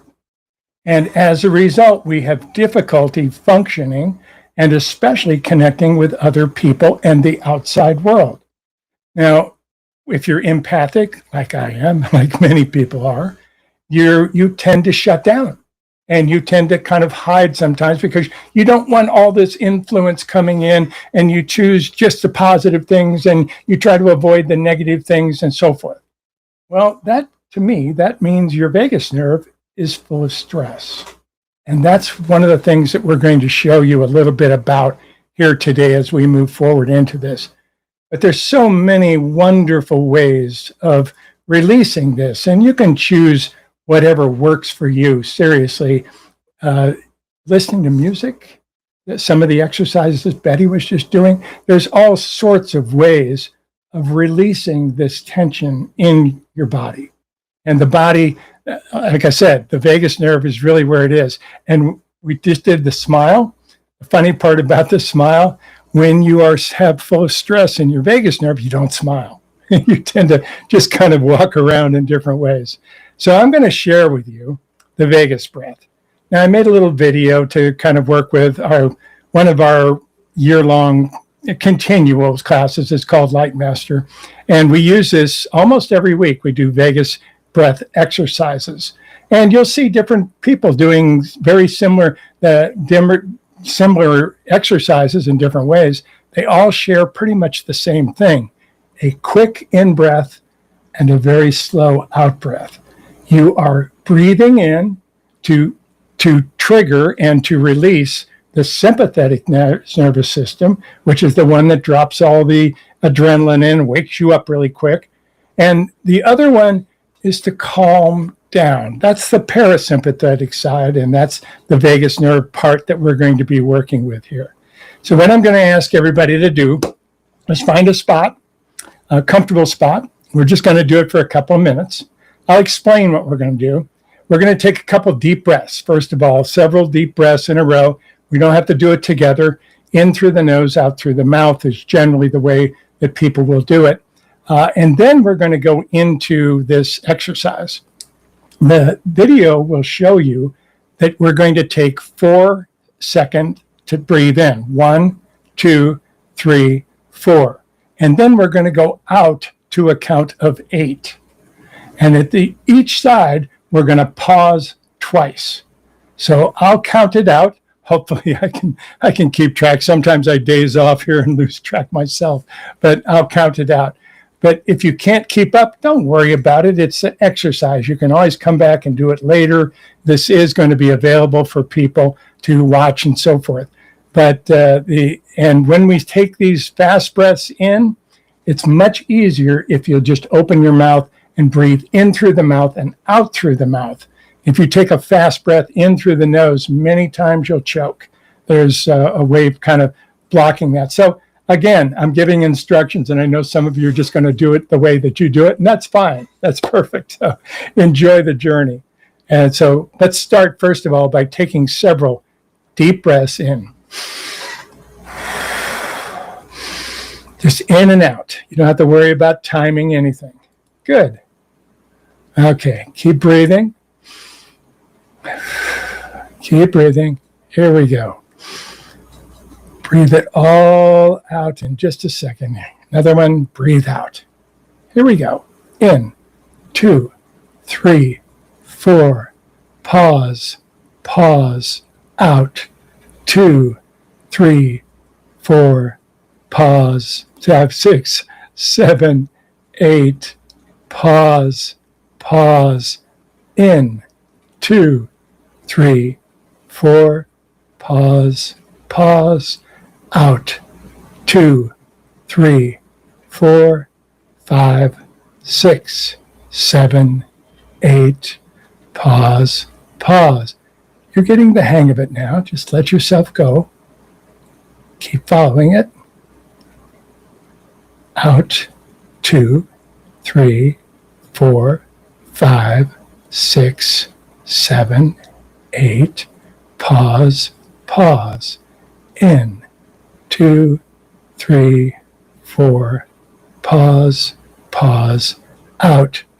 2, 3, 4, 5, 6, 7, 8. All out. In. 2, 3, 4. Pause, pause. Out. 2, 3, 4, 6, 7, 8. In and in. 2, 3, 4. Pause, pause. Out. 2, 3, 4. Stop breathing. Your blood is well oxygenated. You don't need a breath. Allow your spirit to come forward now. Can you feel it? Can you feel the smile coming on your face? You can breathe whenever you want. Perfect. You have just cleared a lot of your own vagus nerve. That's one tool that you can use. And as we mentioned, there's many people that have come up with vagus breaths, breathing techniques. Everyone that I have seen involves a fast in-breath and a slow out-breath for the very reason that I showed you. Getting pushed off the wall, you take a fast in-breath, and then going out, you take a slow breath and you go, this is home. I'm okay now. Excellent. Okay, so wanted to kind of give you that one through part of the energies that we're working with. I'll bring the group in just a few minutes, but I do want to bring up a couple of other possibilities. Another thing that we find very popular in today's world is grounding.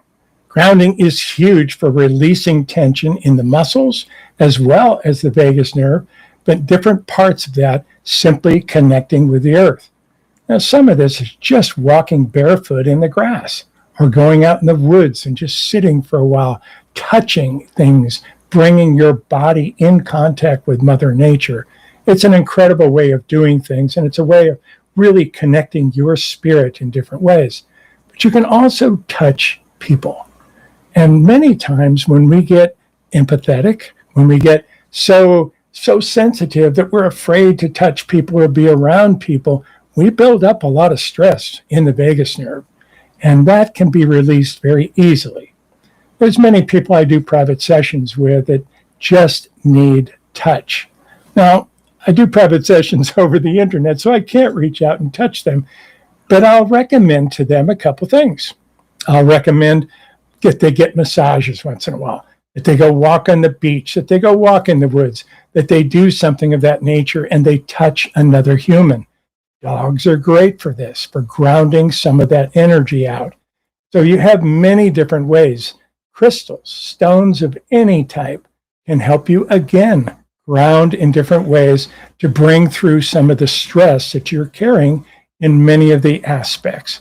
So a lot of that can be a way to ground as well. Everything from hugs, you can develop the habit of touching.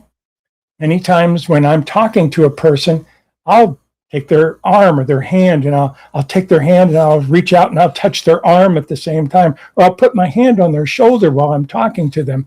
That is tremendous. It's another form of communication, basically, but it also balances your stress. It releases the energy. Don't worry about giving it to them. Most of the time, you're taking it from them. You will have a natural balance. You will balance each other very naturally in this ways. So this is a wonderful way to connect in different things. And these are some of the simple tools that the group has given me to work with some of this. You know, they call it practical magic. And although I'm very spiritual and I live in the metaphysical world all the time, the reality is if we can't use it every day to make our lives better, it's no use. It doesn't work. And certain things are going to work for different people, so try all of it. Find what works for you and use it the best you can. That's going to be one of the big pieces that I think all of you can do in different areas. So the touch can be everything from getting a dog or getting a cat to be in your lap. If you have grandchildren, be around them a lot. They're going to climb all over you. That's perfect. If you have a partner, develop that habit of hugging all the time. Anytime you see them, or when you're past them in the kitchen, just put your hand on them for a second. It's incredible what little things like that can build up to. And of course, you have intimate touch, you have sex, you have all the different areas of doing that if that's a possibility for you. So these are all wonderful ways of releasing a lot of the stress that the group says builds up in the vagus nerve. Now, there's another way that I want to share with you before I go into channel. And that is that many of you are healers, whether you know it or not. And many of you have come in this lifetime. I'm a big believer in reincarnation. Many of you have come in this lifetime to express that, or maybe to continue something that you were doing in the last lifetime, or maybe to correct something that you were doing in the last lifetime. So these are all, again, just the visions from the group and the way they show me things. But there is something you can do here, and that is sending energy. So there's all sorts of ways of sending energy, and try several of them on, because again, this energy builds up in the body and especially in the vagus nerve. And I'm just be able to point up here, the vagus nerve goes all the way down into the sexual centers. So it covers a tremendous amount. It's kind of iffy whether it actually goes into the sexual centers. The nerve itself stops just before that, but it seems to cover a lot of that as well. There's science is still deciding that. So it's either 6 of the 7 chakras or 7 of the 7 chakras that it covers. And basically, if you have digestive problems, like many people on this planet right now, that's vagus nerve. That's exactly what it is. If you're extremely obese, vagus nerve. There's a lot of things that they have found. They have found ways of actually making a little incision here and putting a little coil, little electrical coil in there to put a charge into your vagus nerve, and it works. It's pretty drastic because they have to open you up. We can do it simply by some of these simple exercises. Now you have to repeat it. It's not going to be on a battery where it's going all the time. But once you repeat it enough, it becomes part of you. So what about sending energy? Well, when I started channeling the group, I was a general contractor, so I did not have a history in any of this. And I found myself in a situation where the group was coming into me for the first time. And I was in a group of maybe 10 or 12 people. And I closed my eyes. It seemed like I was gone for an hour, but probably only 5 minutes. But they were all worried about me. And when I opened my eyes, they were all sending energy with their hands. Well, I didn't know what that was. I do now. You have huge energy centers in the palm of your hand. As we evolve into what we're calling the fifth dimension, you'll also be able to send energy through the tips of your fingers, however it works for you. If you want to see what I'm talking about, you can see lots of exercises, of course, with hands and healing hands, different ways of touch and even without touch to be able to do that. But what about an inanimate object? What happens when you touch a doorknob? More importantly, what happens when you touch something in public places? Well, you would think right away you have to go wash your hands. You know, I'm in airports a lot. There's always these escalators, and you kind of have to hang on. So you're working with these in different ways. I wonder about the germs that I pick up. So what I do when I put my hands on there, I send energy into those rails, knowing full well that the person behind me and probably 3 or 4 people behind me are liable to feel that energy. They're liable to pick it up and feel something positive that I intentionally left there. So sending love, sending energy through those ways is a perfect way also for you to clear your energy. So every time you touch a doorknob, think about it before you let go. Take a deep breath, put some energy into it. You live in a big family, it'll settle a lot of energies. If you're in a public space, you will create and plant seeds of love that you may never get to see them come to bloom, but they certainly will. Okay, so these are 3 basic tools, very simple, that the group has given me that we use in many different ways in this energy to be able to work with it. I hope you enjoyed that part of it. I'm going to go into channel right now. I'm going to, sometimes I make noises while I'm doing. So I'm going to bring this screen over. This is my website too. You can find me here much more on our YouTube. Give me just a moment.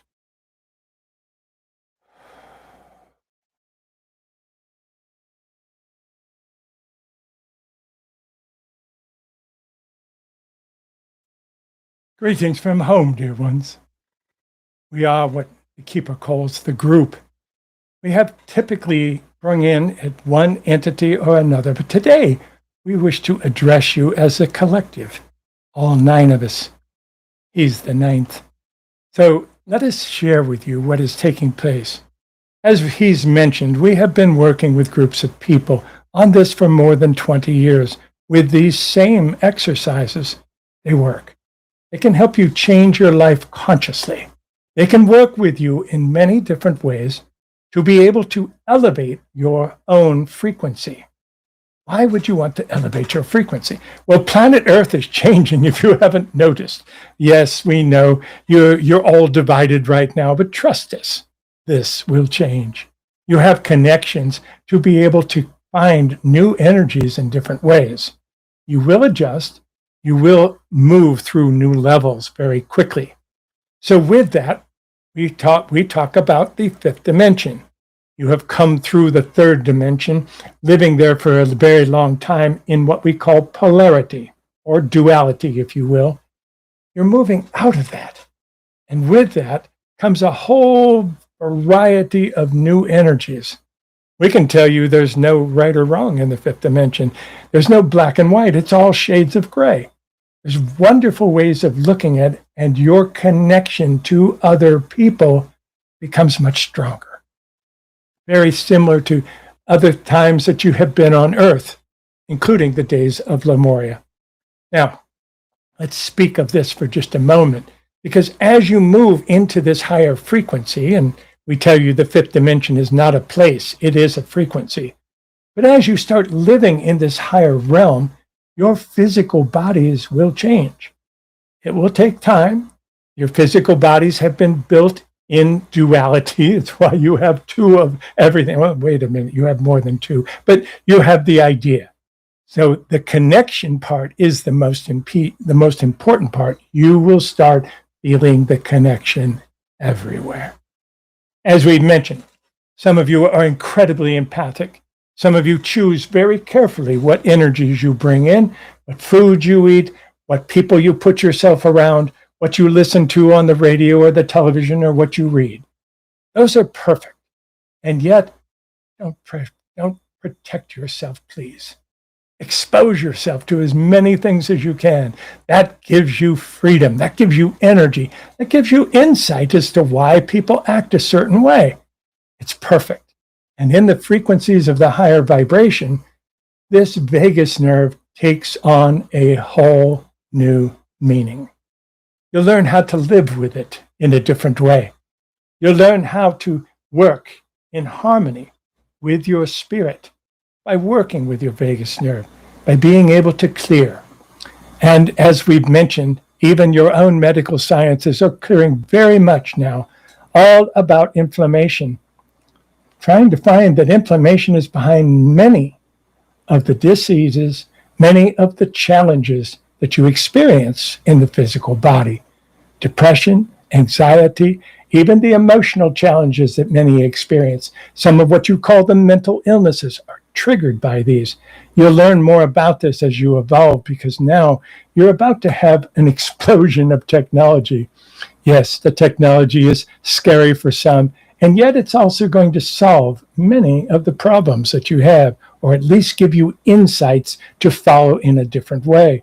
So you'll be able to learn much more about what you have coming and where your energy is coming forward into this world. But know this. You see, let us tell you a brief story, because you may not know who you are the way we see you. Let us explain how we see you on Earth. We know that there's all these different belief systems, there's all these different cultures, there's all these different races. We hope you can take the race out of the human race. It is time, absolutely. The inclusion of everyone, everywhere, is what will set this into motion. Now, it's not easy. They wear different clothes than you. It's easy to become afraid of them. It's easy to think that they are taking something that should have been yours, especially if you're told that. So take a breath. And if you take it back far enough, you'll see that everyone came from home and everyone is connected there. It's like the two fingers on your hand. This finger knows this finger. They're separate. They have different personalities. They have different aspects and different purposes, but they're part of each other. Well, you are intricately connected on the other side of the veil, and what we call home, you may call it heaven. And yet, when you come here, you're still connected.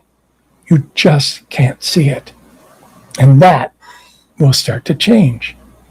As that starts to take place, you'll form different levels of communication, all of which can be blocked if you carry stress in different parts of your body. So we can give you the tools now to work with some of these things. You'll start to feel as much of your multidimensional selves coming back. You'll start to see things that you didn't think were possible. Even right now, some of you may start to be seeing what we call shadow figures out of the peripheral of your eyes. You'll walk into a room and you'll see some movement over here. You'll turn and it will disappear because it's in another dimension. But these dimensional walls are starting to thin. You're going to see magic take place here, right now. We're not talking about the next generation. We're talking about yours. So what can you do to evolve yourself, to balance yourself, to be a part of everything that you can be a part of? And we don't ask you to follow every religion or do everything that you may not harmonize with. Find what works for you.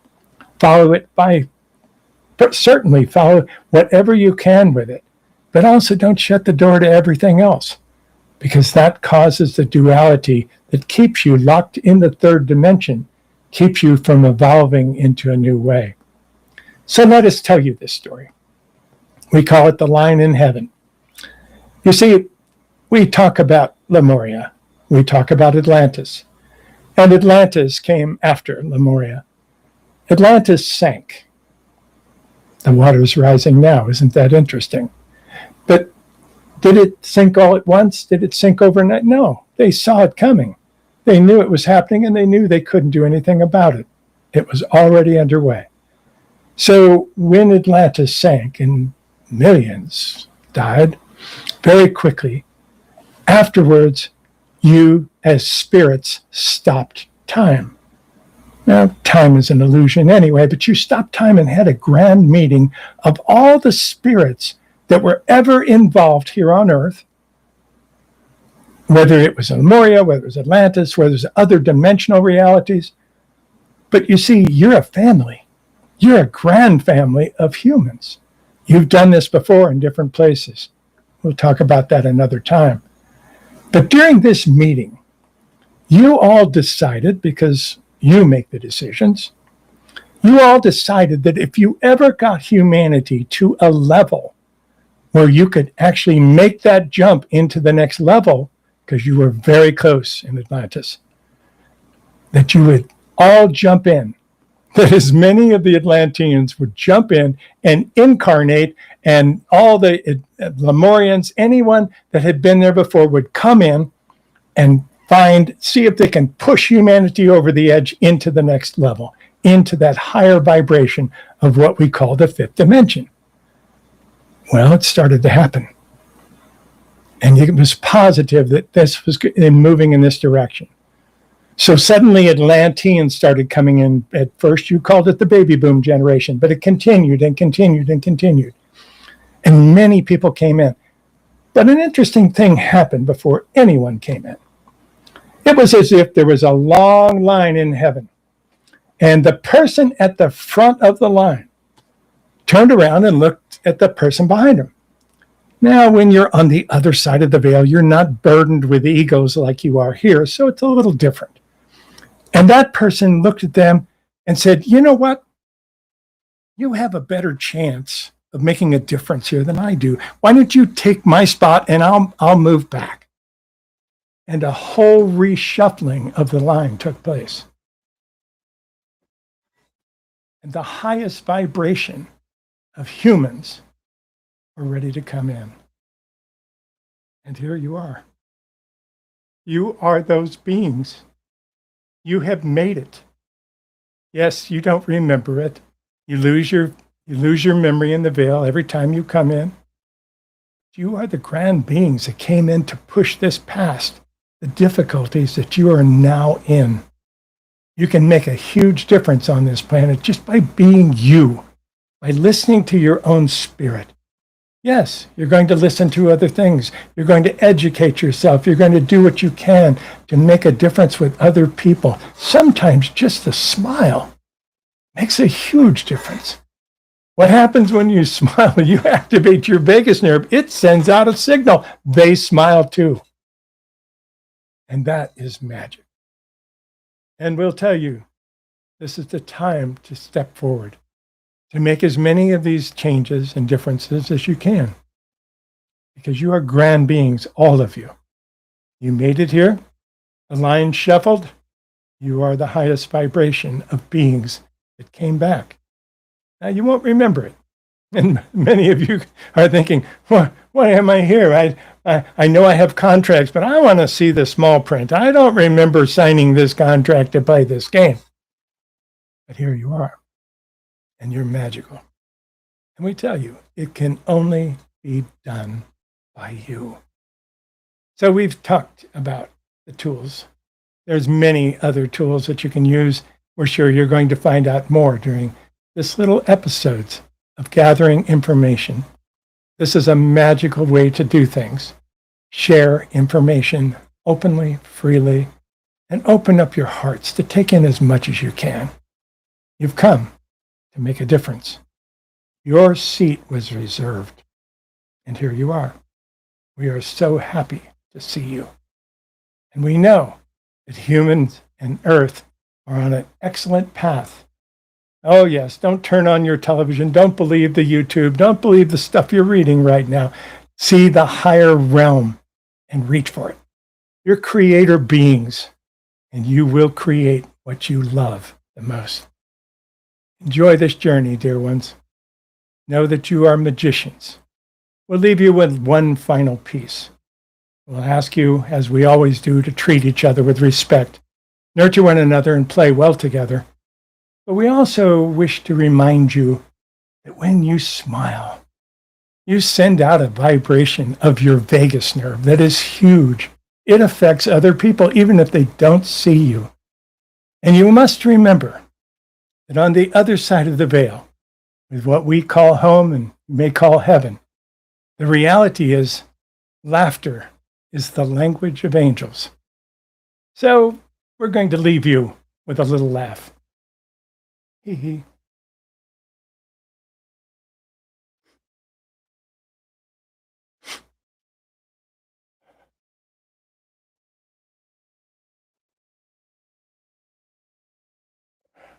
Sorry.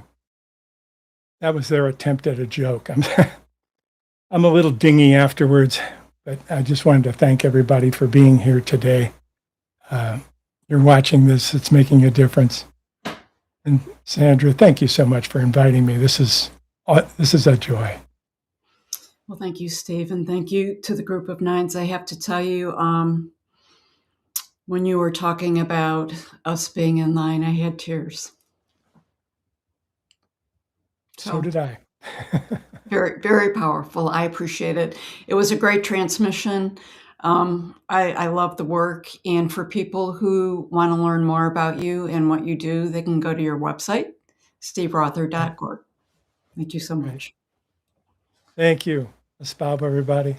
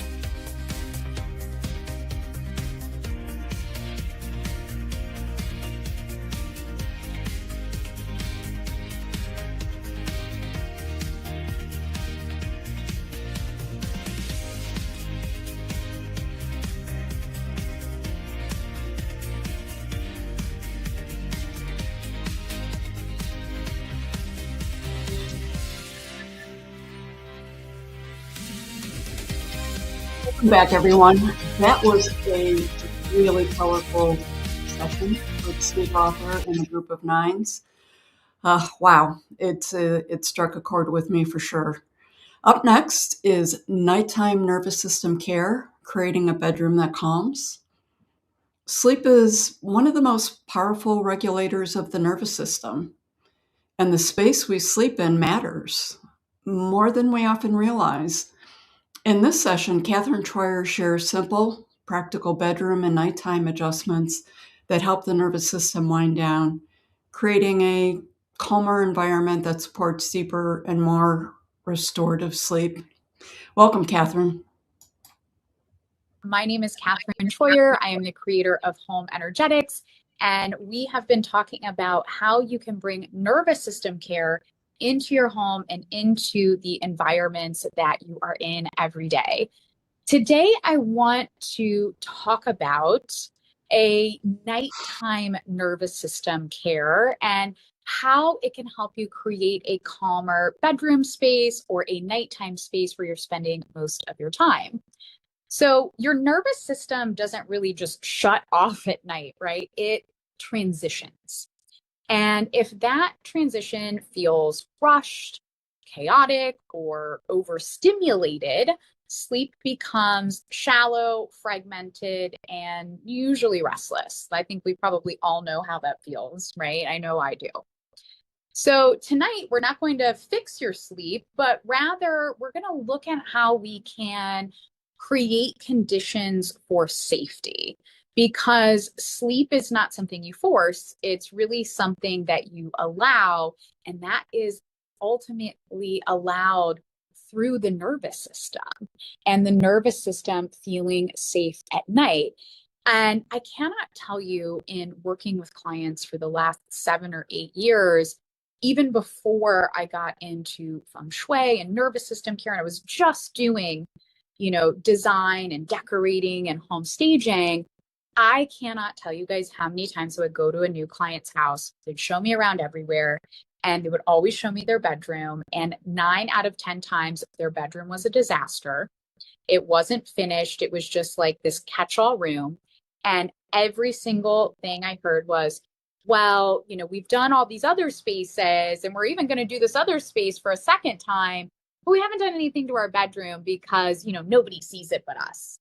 And even before I was more educated on the energy of our environment, that always kind of made me a little sad, because I was like, well, you're not a nobody, you're seeing this room, and every night when you walk in, you should open the door to your bedroom and just be like, oh my gosh, this is such a great space. And that doesn't mean that you have to have this huge, crazy design budget. It means that you need an awareness of how important your bedroom is, and you need to tap into things that help bring softness and safety into the bedroom. And then from there, you can take that knowledge and apply it to your space in a way that feels like you, in a way that fits your lifestyle, in a way that fits your home. So that's what we're going to talk about today. So your bedroom should feel fundamentally different from the rest of your home.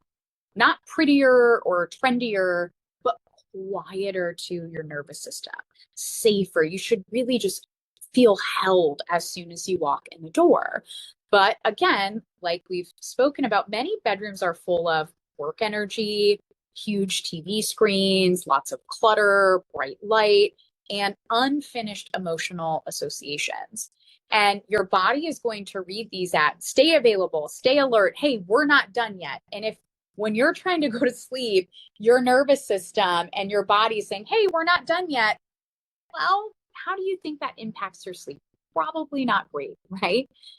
So let's look at 3 different adjustments that you can make to your space pretty immediately, that you can kind of start to play around with and maybe get some benefit out of tonight, or start to kind of move some things around and see how that feels, so that you can keep expanding into that within your bedroom. So let's think about what you are seeing when you lie down in bed, because it matters. You can do this physically. You can go lay in your bed right now if you're able to, or you can do this later. But if you're laying down from your pillow, I just want you to look around. What does your nervous system land on? What do your eyes land on, right? What is anchoring your attention? Is it good? Is it bad? Is it calming? Is it chaotic? What is that? So you could then take this and say, okay, where are my eyes pulled, which is where our nervous system is subtly reading and we're not necessarily registering it right away. But look for things to remove or relocate, like work items. So if you have your office in your bedroom, that's something that you can either cover at night or find a totally new space outside of your bedroom if that's possible. Is there any visual clutter? So think the chair in the corner stacked with a pile of clothes that, maybe you haven't felt like putting away, which is okay. However, if you're looking at it at night and thinking about how guilty you feel for not putting it away, the trade-off is you getting less good sleep because that's going on in your brain and in your nervous system while you're trying to relax. And if there are any emotionally charged objects. So think about, for example, if you went through a breakup or a divorce, and you have this piece of artwork that you guys bought together and you really like the artwork, right? It's a beautiful scene. However, every time you look at it, you think of buying it with your old partner or the trip that you were on when you bought it.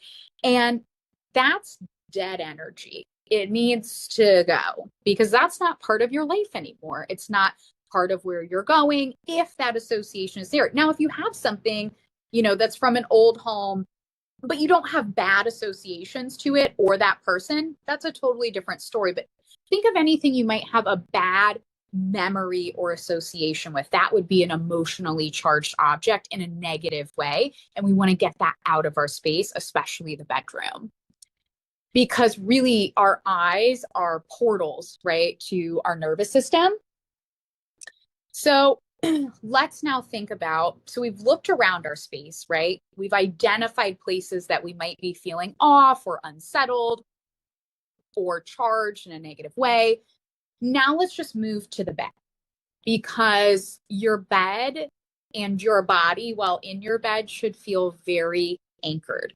So some simple ways that you can kind of add some containment to the bed is making sure that you have a solid headboard and footboard if possible, or at least a solid wall behind your head, but a headboard is extremely important. If you don't have the budget to just go out and buy a new bed and you don't, have a headboard, look on Facebook Marketplace or thrift store, something like that you can get something that provides solid, safe energy behind your head, right? Because we're very vulnerable when we're asleep and our body knows that. Think about looking at heavier bedding or multiple blankets.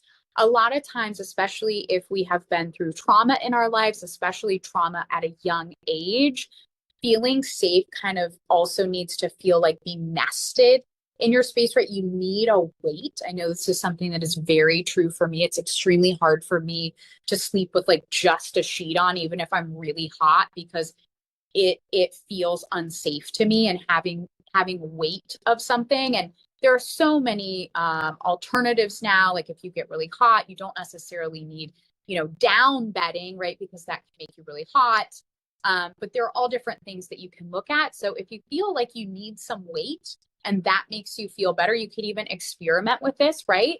Whether you're by yourself or you have a partner or kids, you could, let's try a sheet and then another blanket and then another blanket, and see when your body just is like, oh, this feels good to me, right? And then you'll kind of know the weight that you want to feel while you're resting, while you're getting ready for sleep. And something else is right outside the bed, we have nightstands, and we always want to have 2 matching nightstands on either side of the bed for adults. Kids are a slightly different story, maybe a topic for another time, because we can get, pretty deep into that. But 2 balanced nightstands. even if they're minimal, even if they're small. I live in a small apartment right now. I literally just have 2 small round like side tables that I use as nightstands because that's what fits. They were really inexpensive. I think I got them at TJ Maxx or something like that. Again, look on Facebook Marketplace. Oftentimes you can find things for free. But you're going to want that balance because, again, that's helping to anchor the bed in the space that it's at. And it's also giving you and possibly the person sharing the bed with you a place to put your things, a place to have a golden light source, right? Like where you have your lights. And so that's going to help stimulate balance and safety within the body.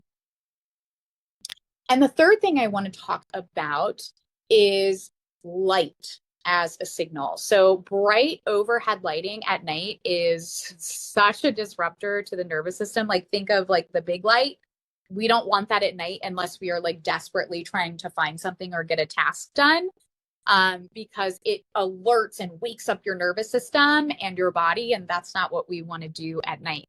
So switch to, instead of using the big light at night, especially in your bedroom, switch to lamps, right? Lamps that go on your nightstand, one on your dresser. Switch to warm bulbs, right? So like your soft white is really great. And also if you can get away from the LED lights and go back to incandescent lights, so many studies have been done on how we are affected by LED light versus incandescent light, because the LED is kind of like slowly flickering in the background, and why we can't necessarily see it with our eyes.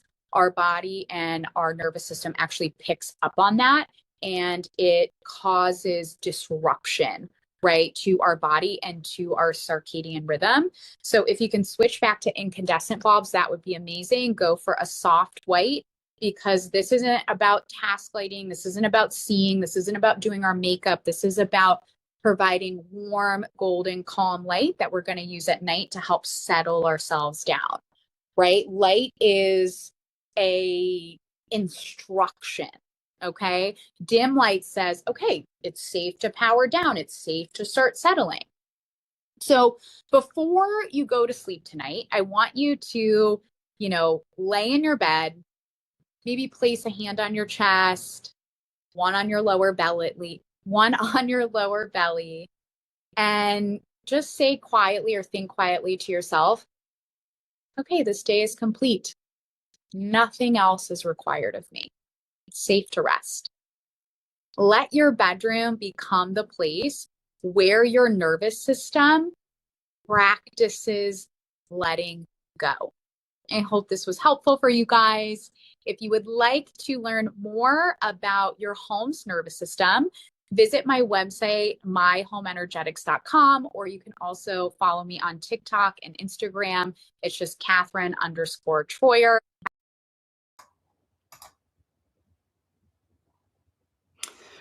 Wow, what a day, everyone. I think I'm going to follow some of the tips we have and take just one deep breath. And then I'm going to end up with what Steve Rother recommended, and just do a great big smile and get that vagus nerve cleared and stimulated. This has been a beautiful day. So I'm going to start with the day one wrap up. As I just wanted to say thank you to everyone for being here, for taking time out and spending your time with us. Today's conversations, they really reminded us that the nervous system care, it doesn't have to be complicated. And it's definitely not one size fits all. We explored so many different entry points. We had Steve talk about music and Betty talk about intuition. We talked about energy and embodiment, and each one offered a simple invitation to just slow down, notice, and create a little more steadiness. Tomorrow is day 2. We're going to keep building on this foundation. We have some new perspectives out there, continuing the conversation around stress, resilience, and what it really looks like to support ourselves in everyday life.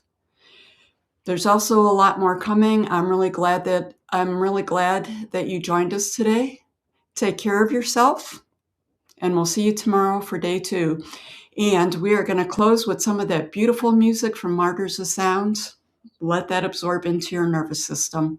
Great way to end the day. See you tomorrow, everyone.